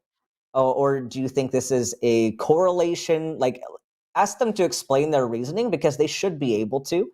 And if you might even get them to say, I'm not sure exactly what the relationship is, and hopefully they'll go look into that more, or they can say the science isn't out yet, but I'm giving you a conservative response because we don't know the exact details. But you can ask your specialist about the thought process that led to that decision. But from what I'm seeing in general, there aren't any reasons to advocate against COVID vaccination for people with IBD. So I think, like, maybe there's a communication barrier between physicians and the patient in this case, and that may have predisposed you to having more anxiety about it. And I hate that you've had more anxiety about it. But do you have any thoughts about that? Did everything I say make sense? Sometimes I feel like I'm just rambling and not clear. My past 2 years has been a crash course into the hospitals, literally. So, yeah, there's one thing that might modulate your answer is what I did mean to bring up initially was there are two pertussis vaccines, and one of them does not increase the IgG4 like the AP one that I took. There's WP and AP. And also in that study that I saw, it mentioned that it may not, this is all, again, like you said, correlation, causation. This is like, and I will talk to him further about it, because in that study, it mentioned the non-mRNA vaccines potentially not creating this increase. So Well, how basically, I did guess they? that would How be did they? my Well, my question is, like, just based on the okay. mechanism of these vaccines, like, w- what is Yeah. the mechanism of said vaccine beyond, like, what is it made of? Like, if it's mRNA or not, like, what is the end goal? Is it producing spike protein or is it not? Because if it's going to end up Okay. being an increase in spike protein, which if you have a vaccine that is presenting antigen to T Mhm. cells, you're probably going to get antibody release. And there's certain specific subtypes of antibodies sure might be different in that I can't tell you for sure. But like there's a lot of nuance and layers here that it's very easy to look at these problems and say, well, but these are similar. And this is what I'm Yeah. saying, like with the dangers of Yeah. connecting the dots on the surface, because you can Oh, yeah. connect anything on the surface. But when you add more layers to it, it gets a bit more sticky and difficult to accurately connect these dots. So that's why I encourage you to exercise caution in Well, that. Yeah, go ahead. absolutely, I agree. And what I would ask is, you were saying what is the mechanism? The study mentioned Johnson and Johnson specifically. So my question would be, what is the difference in mechanisms Well, of they're the all two going to then? produce right. So let's take a step back real quick. Okay. So Okay. like, what's your understanding at a basic level, or even more basic level, if you're able to answer? But what's the mechanism? Like, what is the outcome of IBD? Like, what causes symptoms in IBD? Probably just the inflammation is as far as I know. Right. So But Crohn's, what's yeah, the end result of the vaccines? Like, what's the goal? What's the goal of a vaccine? to protect me and prepare me for some virus or Right. bacteria. And how do we do that in a cell? So like if I tell you certain very common side effects of vaccines, right? Like you hear of like a sore arm, you hear of people maybe having redness around the site, some itching or pain around the site. What do you think causes that particular side effect to happen? Probably inflammation is usually associated with. Right. Right. So Yeah. are we going to have a vaccine that does not cause inflammation? No, definitely not. So that's why I'm questioning the difference between the vaccines and like Okay. how significantly that would change things.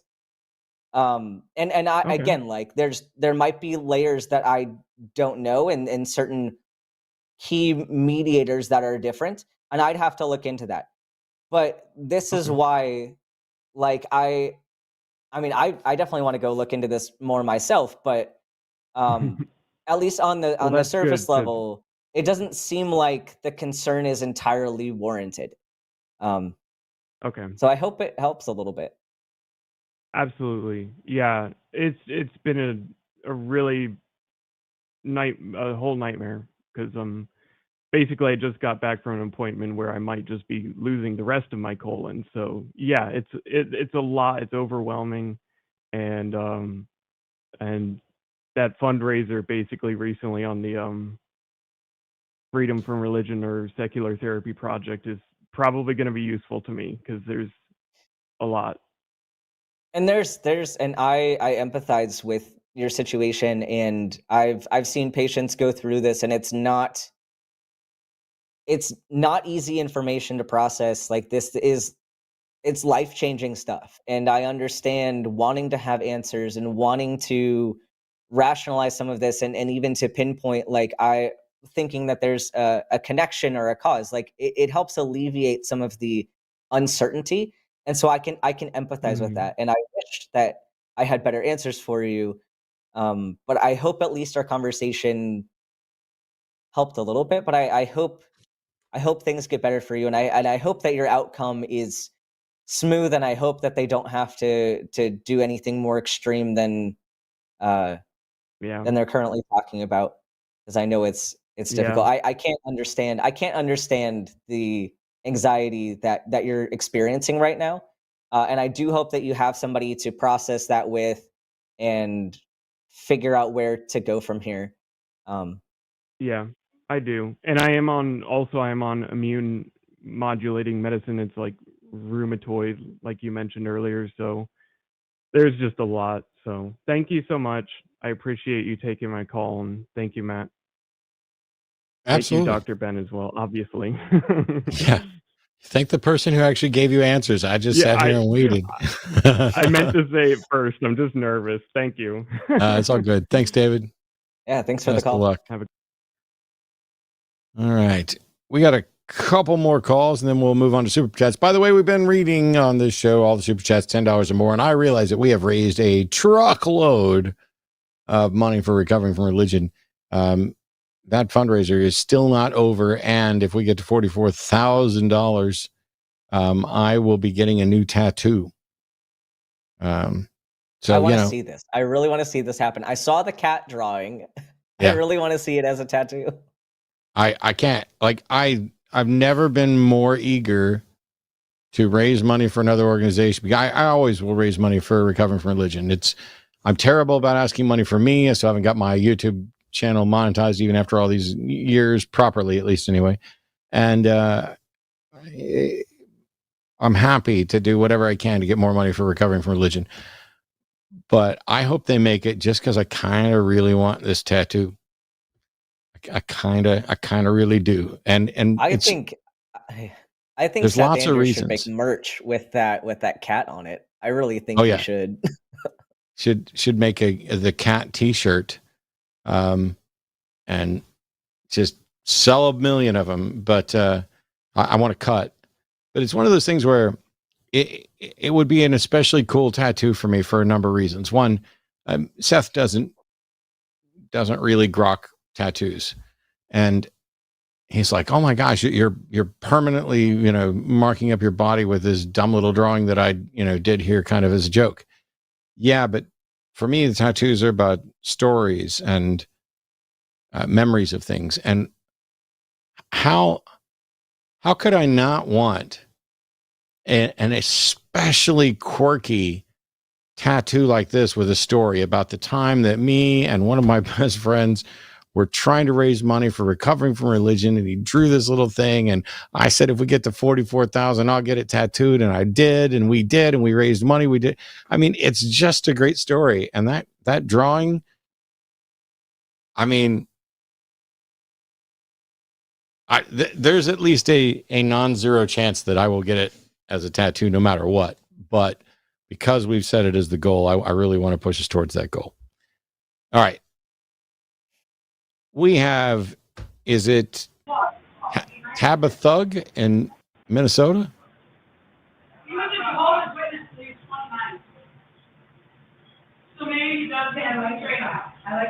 Are you there? Tabathug's been on hold for a long time. I'm going to put them on mute, or put her on mute for a minute. This could be a difficult call, but let's see if we got Tabathug. Are you there? You're live on the line. Hell yeah, I'm here. I didn't think you guys were going to answer me at time. So I was talking to Morgan, and I don't really know what my question is, but I guess maybe more for Dr. Ben. Congratulations, by the way. But I called a while back. My mom was dying, asking about like what happened to God. First off, can you hear me? Because I know we have a lot of fucking echoing and shit all the time. It sounds like you're on speakerphone. Well, I'm on my computer here. Hold on. Let me open the door. Does that sound any better? Not really, but I can at least understand you. Oh, that was a little better. Does it sound any better? Yeah, it's not. Yeah, it's way better. Now it sounds like you're not yelling from across the room. Well, I was kind of yelling. I can't help it. That's how I talk. But like, I just feel really bad because my mom was transferred to the hospital. There's drugs involved and shit, and I think they kept her in the hospital because they didn't want to send her home to do the drugs, but the meth kept her awake. And then I just, like, then I feel so bad that she died. She didn't want to die in the hospital, but I seen her the day before she died, and then the next day I went and laid with her dead body for 2 hours, and I took some funny pictures too, because I'm weird like that. But basically, I don't know. I really just wanted to call and talk, but maybe get like an opinion on what, how do I get over the feeling of not, like, you know, like she wasn't where she wanted to be and stuff? I just feel bad. That's really difficult, and I'm sorry that you're going through this grieving period, and I'm really sorry that that everything turned out in a way that was not preferred for anyone involved. And firstly, I mean, I kind of preferred it I because want I've you to been know clean that. up I want you to Yeah, know go that ahead, sorry. this isn't your fault. You are not to blame for anything in this. This is something that happened to a loved one of yours, and it's easy to feel like you could have changed things. But it's Yeah, 'cause probably she was complaining not that the she didn't case. have any clean clothes, and I just felt bad because Yeah. she was an hour away from home, which is my dad. She's 2.5 hours away from me. My dad's so fucked up on the drugs that he didn't even go see her with an hour away. He's like, I don't have a license, this, that. I'm like, your wife is dying. They were married for 38 years. But then I feel bad for him, and this happened on Monday. She died, and I don't know what to tell my dad. He just keeps saying, she shouldn't have been there. She shouldn't have been there. And I'm like, well, dude, she was there. You need to come to reality. But I feel glad that I was there the day before she died, and I don't know. And then I got to lay with her before they took her to the morgue, and my family comes from like poverty, fucking capitalism, so we're probably just gonna have her cremated and all that shit. No fucking funeral. I only get 2 days paid off work. I know I'm all over the place. I'm sorry, but I watch you guys all the time. I'm sure you see me in the chat, and I love you all. But I just figured I was trying to come up with a question just so I could call, but I figured Dr. Ben might have some. I know you're probably not like a psychologist, but I know you probably took some kind of classes to that. Like what? How long should I allow myself to feel like this? Like when is it time to be like, okay, Tab, back to reality. I'm a single mom. I move in 2 days, and this all just happened. It's like fucking Christ, man, you know?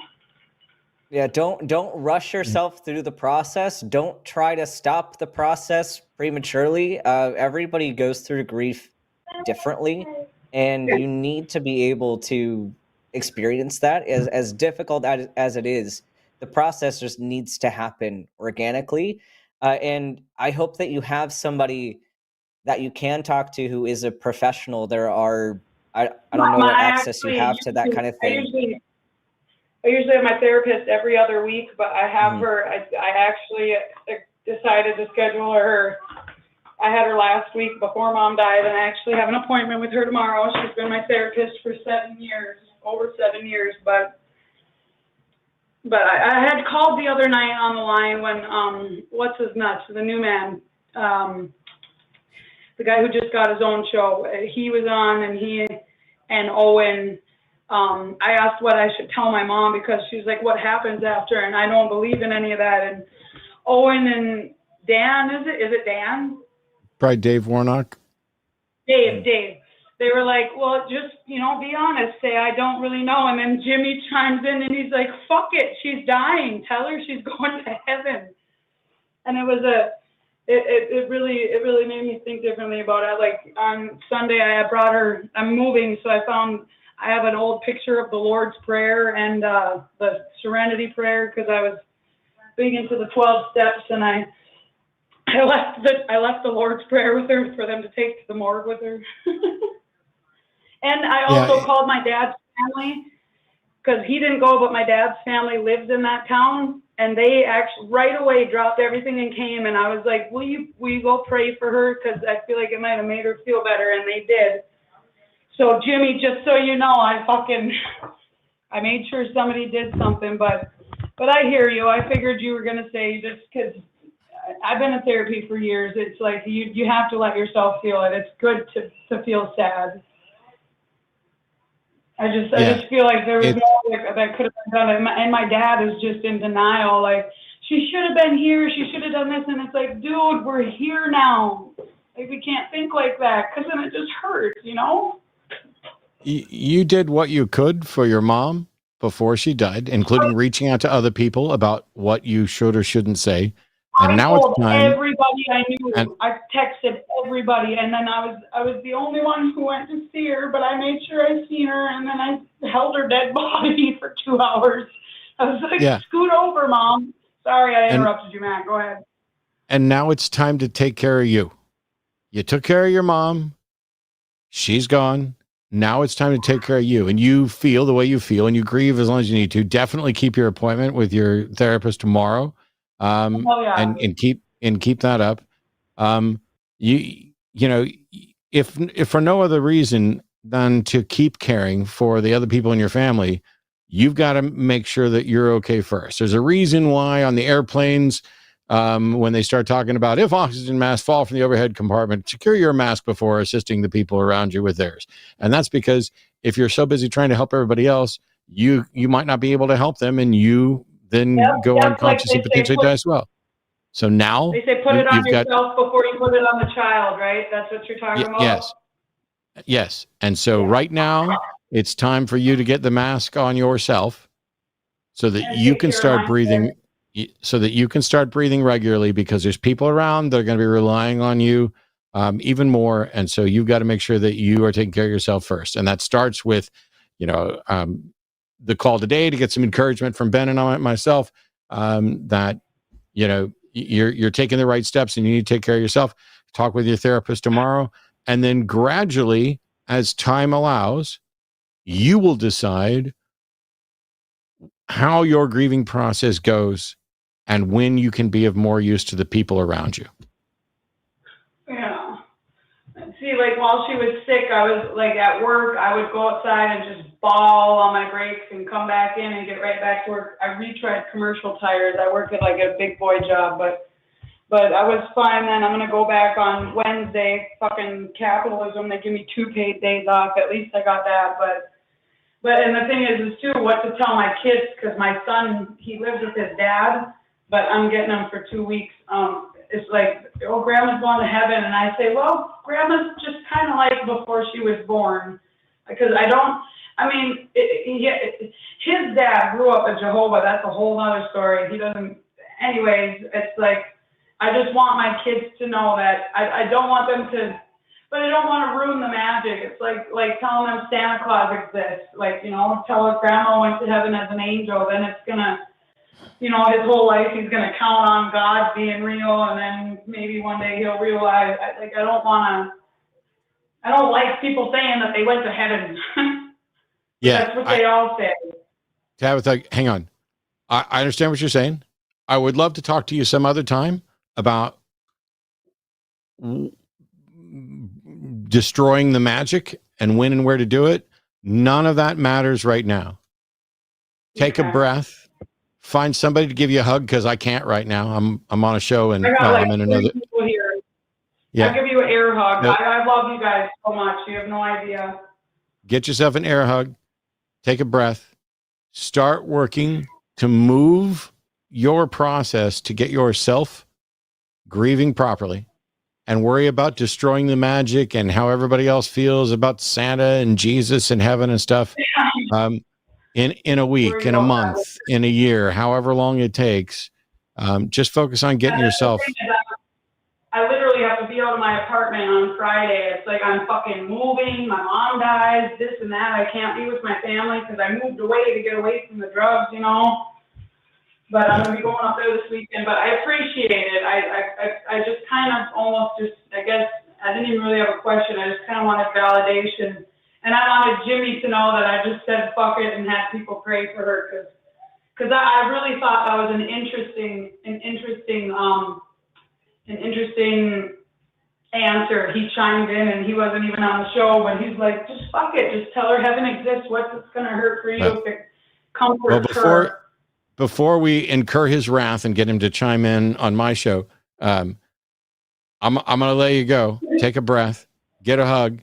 Take care of yourself, and we'll talk about destroying the magic some other time. Yep, I'll call back. And thank you, Omar. Oh, and I heard the thank you, and they were adding names in there. Wow. Yeah, before we move on, just or you can say your thing, but before we I move don't on, have I do anything want else. to mention something. Well, just for the topic of like feeling bad that your loved one is in the hospital and that's not where they wanted to be. I want to like demystify a little bit of the medical system for people that might be going through something like this or might go through this at some point. You don't Please. know when it's going to be your time to leave Earth. And it's important, it's very difficult to process that kind of thing and have those conversations with your family. But it is very important to do that. Like, think about if I were in a situation where I was in my last few days and I was in the hospital. Let's say you don't want to be in a hospital. You don't want to be hooked up to machines. You don't want to have all the tubes and drains in. Like, if you know that ahead of time, you can get documentation that writes out clearly, like, this is what I want to happen to me, and then you share that with your loved ones. You go through the legal process, and they can, because the hospital will default to keeping you in the hospital, keeping you on the most extreme level of care, because they're going to do more. They'd rather err on the side of doing more than err on the side of doing less. But if you and your family don't want that level of intervention, you can clearly write that out, and then they will need to honor that. So it's a difficult conversation to have with your family, but there are steps to clearly lay that out and hopefully make the process more within your wishes for if something were to happen.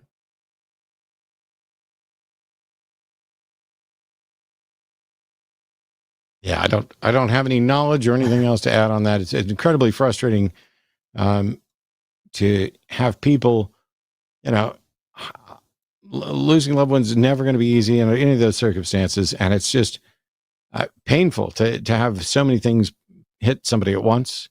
And I can fully understand, just being worn out and exhausted to the point where what do you do? How do you do it? Do you even know who you are anymore?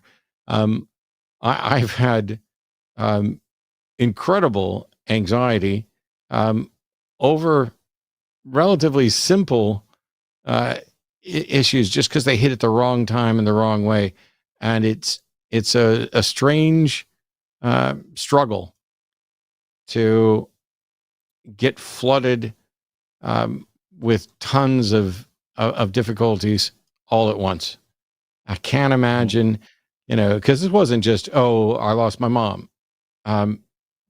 This was substance abuse and all the problems that go with that to begin with, essentially just being exacerbated and leading up to an incredibly difficult scenario.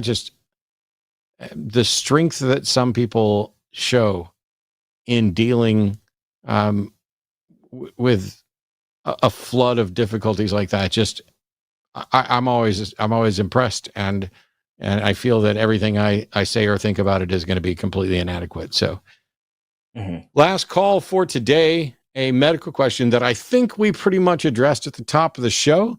But in case Ray missed it, Ray in Texas, you are on the hang up with Dr. Ben, who will be answering your question.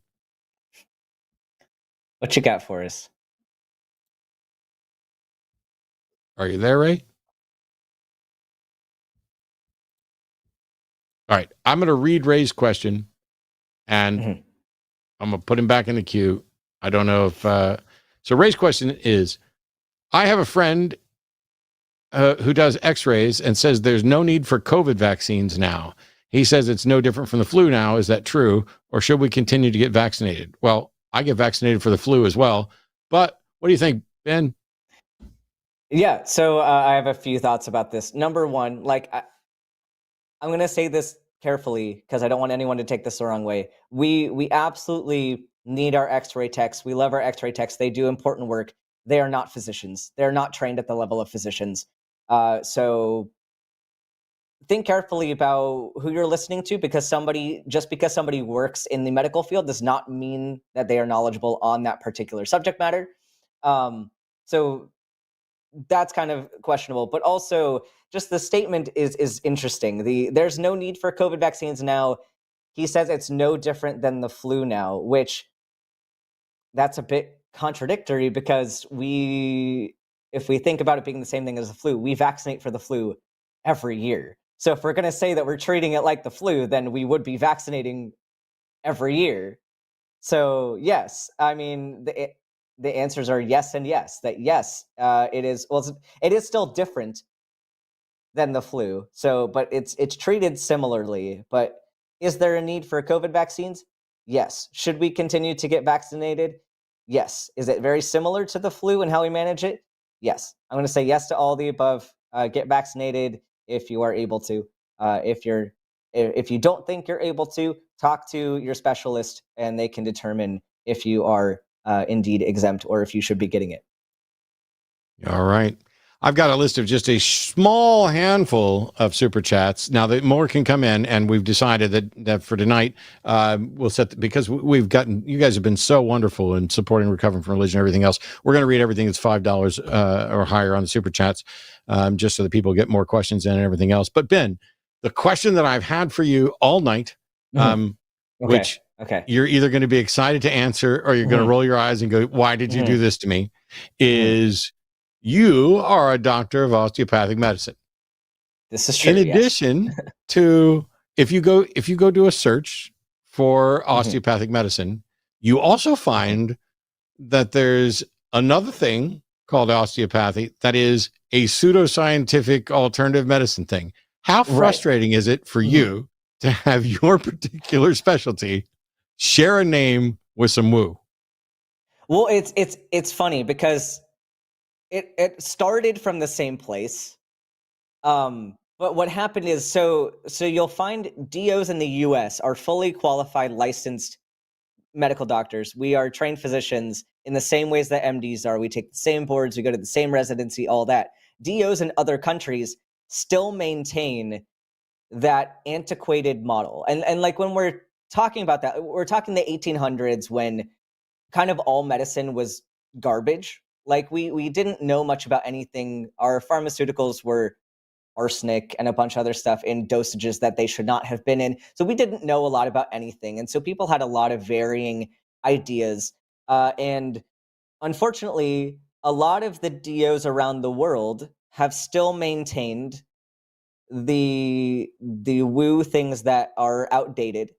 But the ones in the US have updated our standards of care and kept, like, there are a few techniques within traditional OMT that are legitimate, but they share with physical therapy and massage and other things. Like, we accept them as this is useful for, like, if you have a muscle cramp, it might be helpful to stretch, like simple things like that we maintain. And there are some DOs out there that still use the old stuff that isn't accepted anymore. But those are few and far between. So it's an interesting question, and I'm always happy to answer it in the sense that, like, we all had at some point some bad ideas. And the whole thing is, as long as we learn and we grow and we update and we change with the information, then we're doing the right thing. Because you're never going to be right 100% of the time. And the people in the 1800s weren't right a lot of the time. But the right course of action is to move forward. We updated our curriculum. We updated our standards of care. We're now on par with the MDs in the US. We're doing the exact same things. And so that's kind of, it's just the history that kind of delineates it. And you learn and you grow and you keep what works and you get rid of what doesn't. See, it's almost like you're the reform osteopath. Yeah, I mean, most of the ones in the US are like that. Outside the US they haven't caught up quite as much yet. So sweet. Well, here we go. We've got our super chats ready to go. Starting with $5 from Mr. Whitehair, ex-Mormon. Should I let my mom occasionally take my 4-year-old to church? We have a good relationship, although I'm not out as an atheist. Should I let my mom take my 4-year-old to church? I'll tell you what I think. If it was my 4-year-old, nobody'd be taking them to church. That said, I don't think it's remotely the end of the world if you are honestly engaging and interacting with your 4-year-old. If they want to go, that changes things a little bit more. If they don't want to go, if my kid doesn't want to go to church, nobody's taking them to church.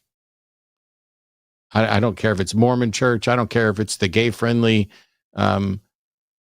hippy dippy Christian church down the street, or, I don't care if it's a Unitarian Universalist church. If my kid doesn't want to go to church, they're not going to church.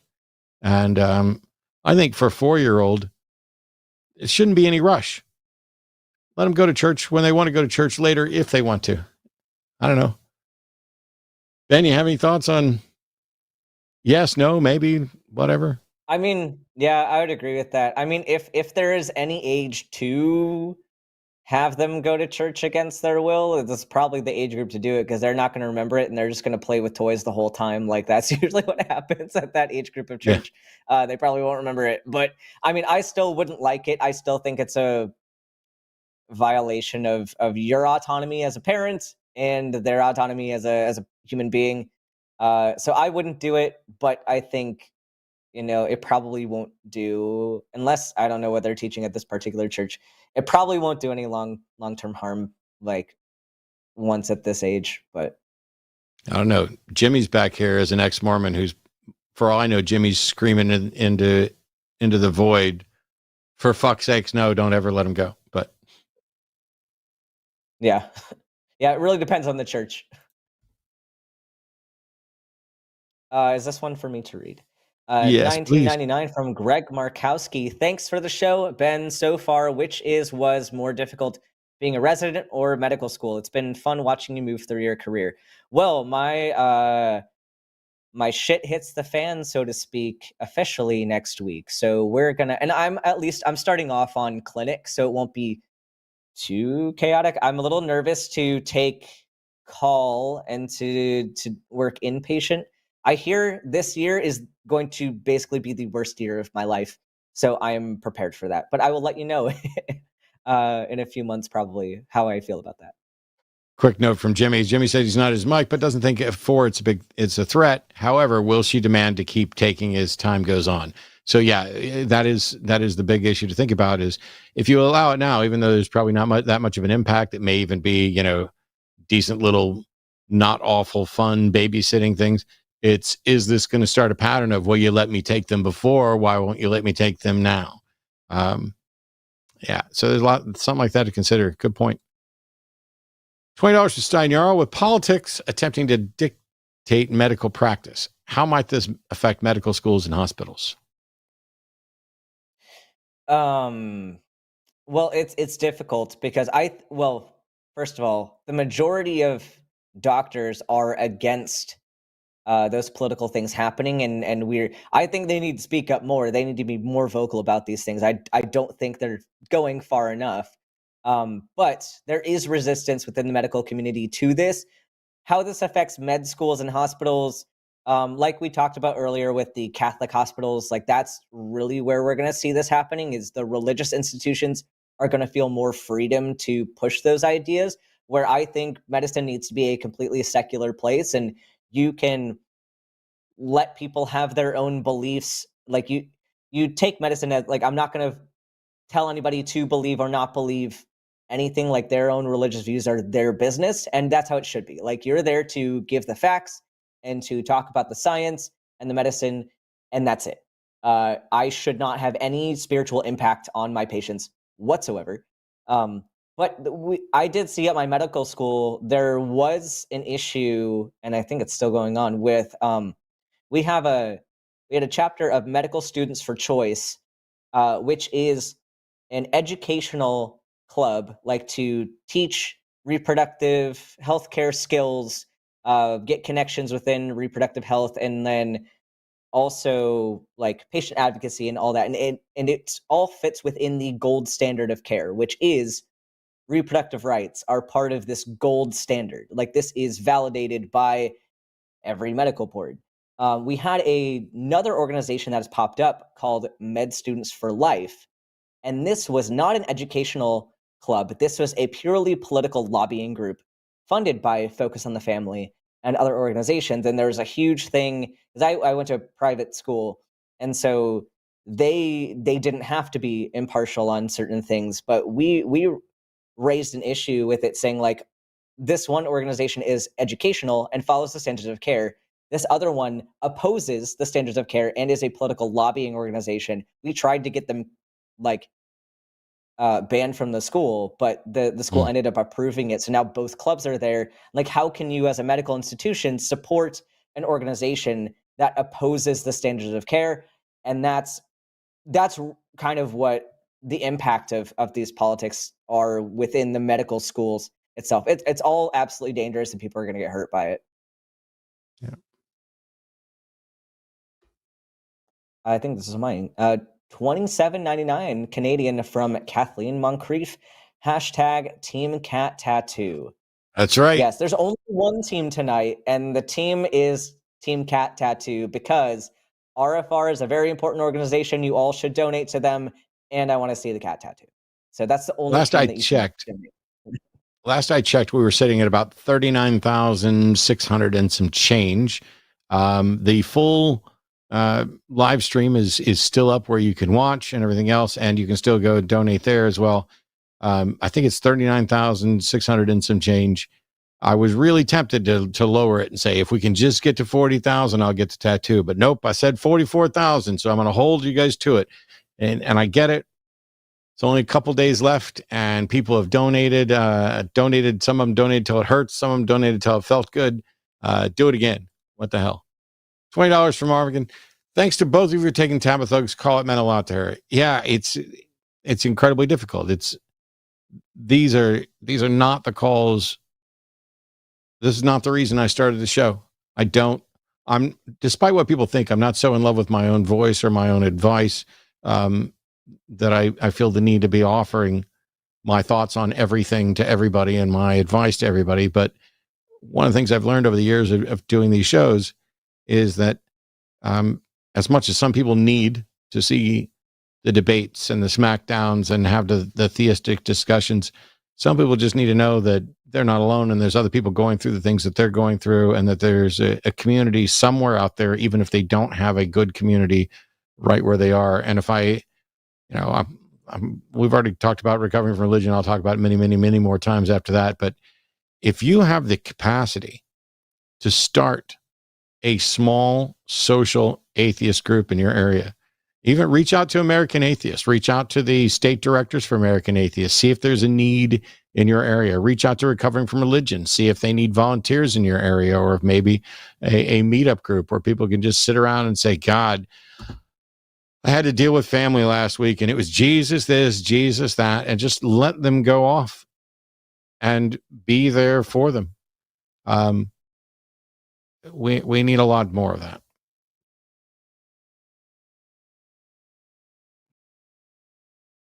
Definitely. $23 from John Kennel. Do unto others. ... I'm going to say before they do unto you is how too many people look at the world. Yes. Unfortunately. The golden rule, there's a silver rule, a platinum rule, golden rule. Jesus's version is one of the worst of them, which is do unto others as they would have you do, or as you would have them do unto you. And I think that's horrible, because I like being told the straight up truth.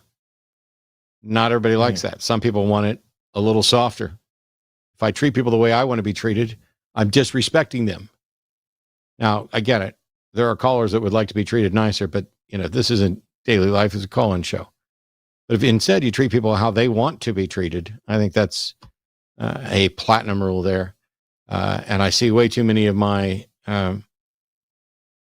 right-wing, I don't know, not enemies, interlocutors, very much have a do unto others before they do unto you, do unto others because they did unto you, or I literally had my brother told me the story about. I mentioned it just the other day. The police officer that was paralyzed, and the city got together and they bought him a city. I bought him a city. They bought him a house, and some relative of his was like, "Well, it shouldn't do that."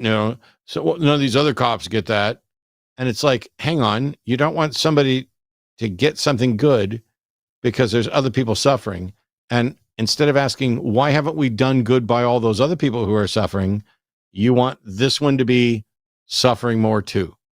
I don't understand that mindset. I don't understand they didn't have to suffer as much as this other person, so we need to encourage their suffering. Why aren't we working to alleviate the suffering from the other people? Just wild. Whoops.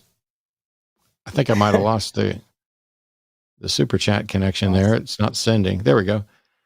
$13.99 Canadian from Kathleen Moncrief, sending alleged hugs to Tabitha. Losing my mom has been the hardest thing ever, and there just aren't any adequate words to describe how much empathy I'm feeling for you. Thank you so much, Kathleen. That's incredibly sweet. $10 from Diane Upshaw. Matt, if you get that cat tat, I'm getting that cat tat. So you're getting multiple people. If you get the cat tat, I guess other people At are this also point, getting the I'm cat starting tat. to worry that somebody's going to go get that tattoo before I can get it, and then it won't be as special, or that I'll end up with Hold on. So by definition, cats are beasts, right? Yes. So is this the mark of the beast? Is it Seth Andrews' cat drawing? Is the whole atheist community gonna have Oh my gosh. the cat drawing, and that's gonna start the apocalypse? I think Diana will be with me. We're going to call it a mark of the beast, not necessarily the mark of the beast. Okay. So There's it's one of a them. There mark. are other marks of the beast too. That's right. Yes. The beast has many methods. I asked somebody today, he asked how many demons I had, and I was like, I'm accepting all demons. We need a new logo, and when we get one, I'm thinking of making a Patreon goal for my very first ever tattoo to be that logo. Aha! That's Do for the it. line.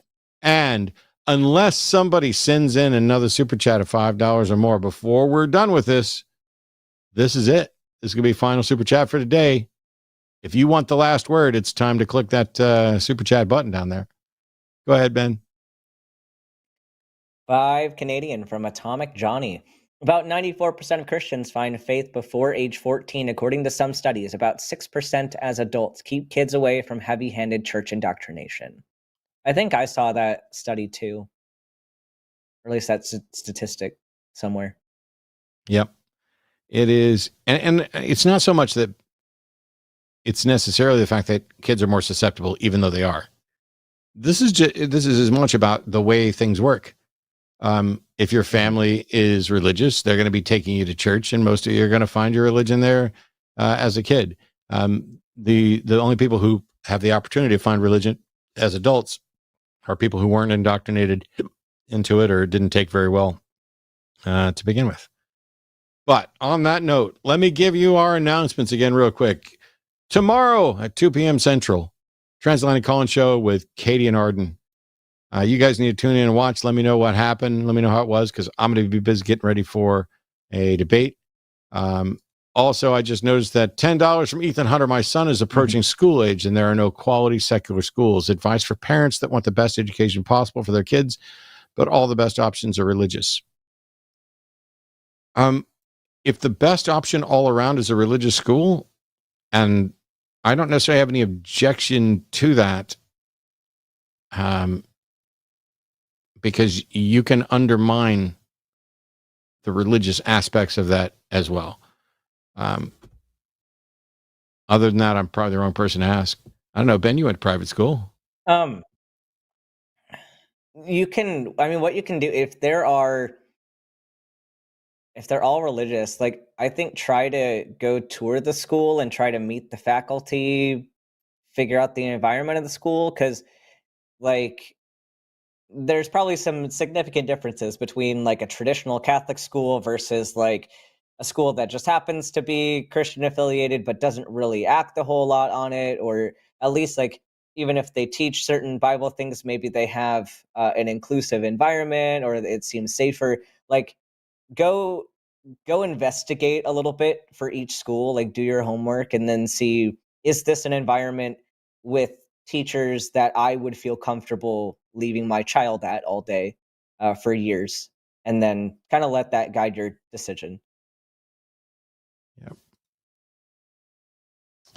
$10 from Emery King. That call about the 12-year-old not having critical thinking skills because they don't want to do math for breakfast hit too close to home. I have a bit of trauma around that, being dyslexic and all that. Yeah, I can understand. And yet it's very clear that he's doing his best to try to find examples of what he might reasonably be concerned about. And I'm optimistic. I mean, I'm optimistic that family's going to find a way to communicate better, to put less pressure on the oldest son, and to realize that, you know, critical thinking is a lifelong pursuit of applying skepticism and valuing not being wrong. And if somebody doesn't care about how much sugar is in the cereal, they're not necessarily wrong, unless they're like me and they're diabetic and they really should care about how much sugar is in their cereal.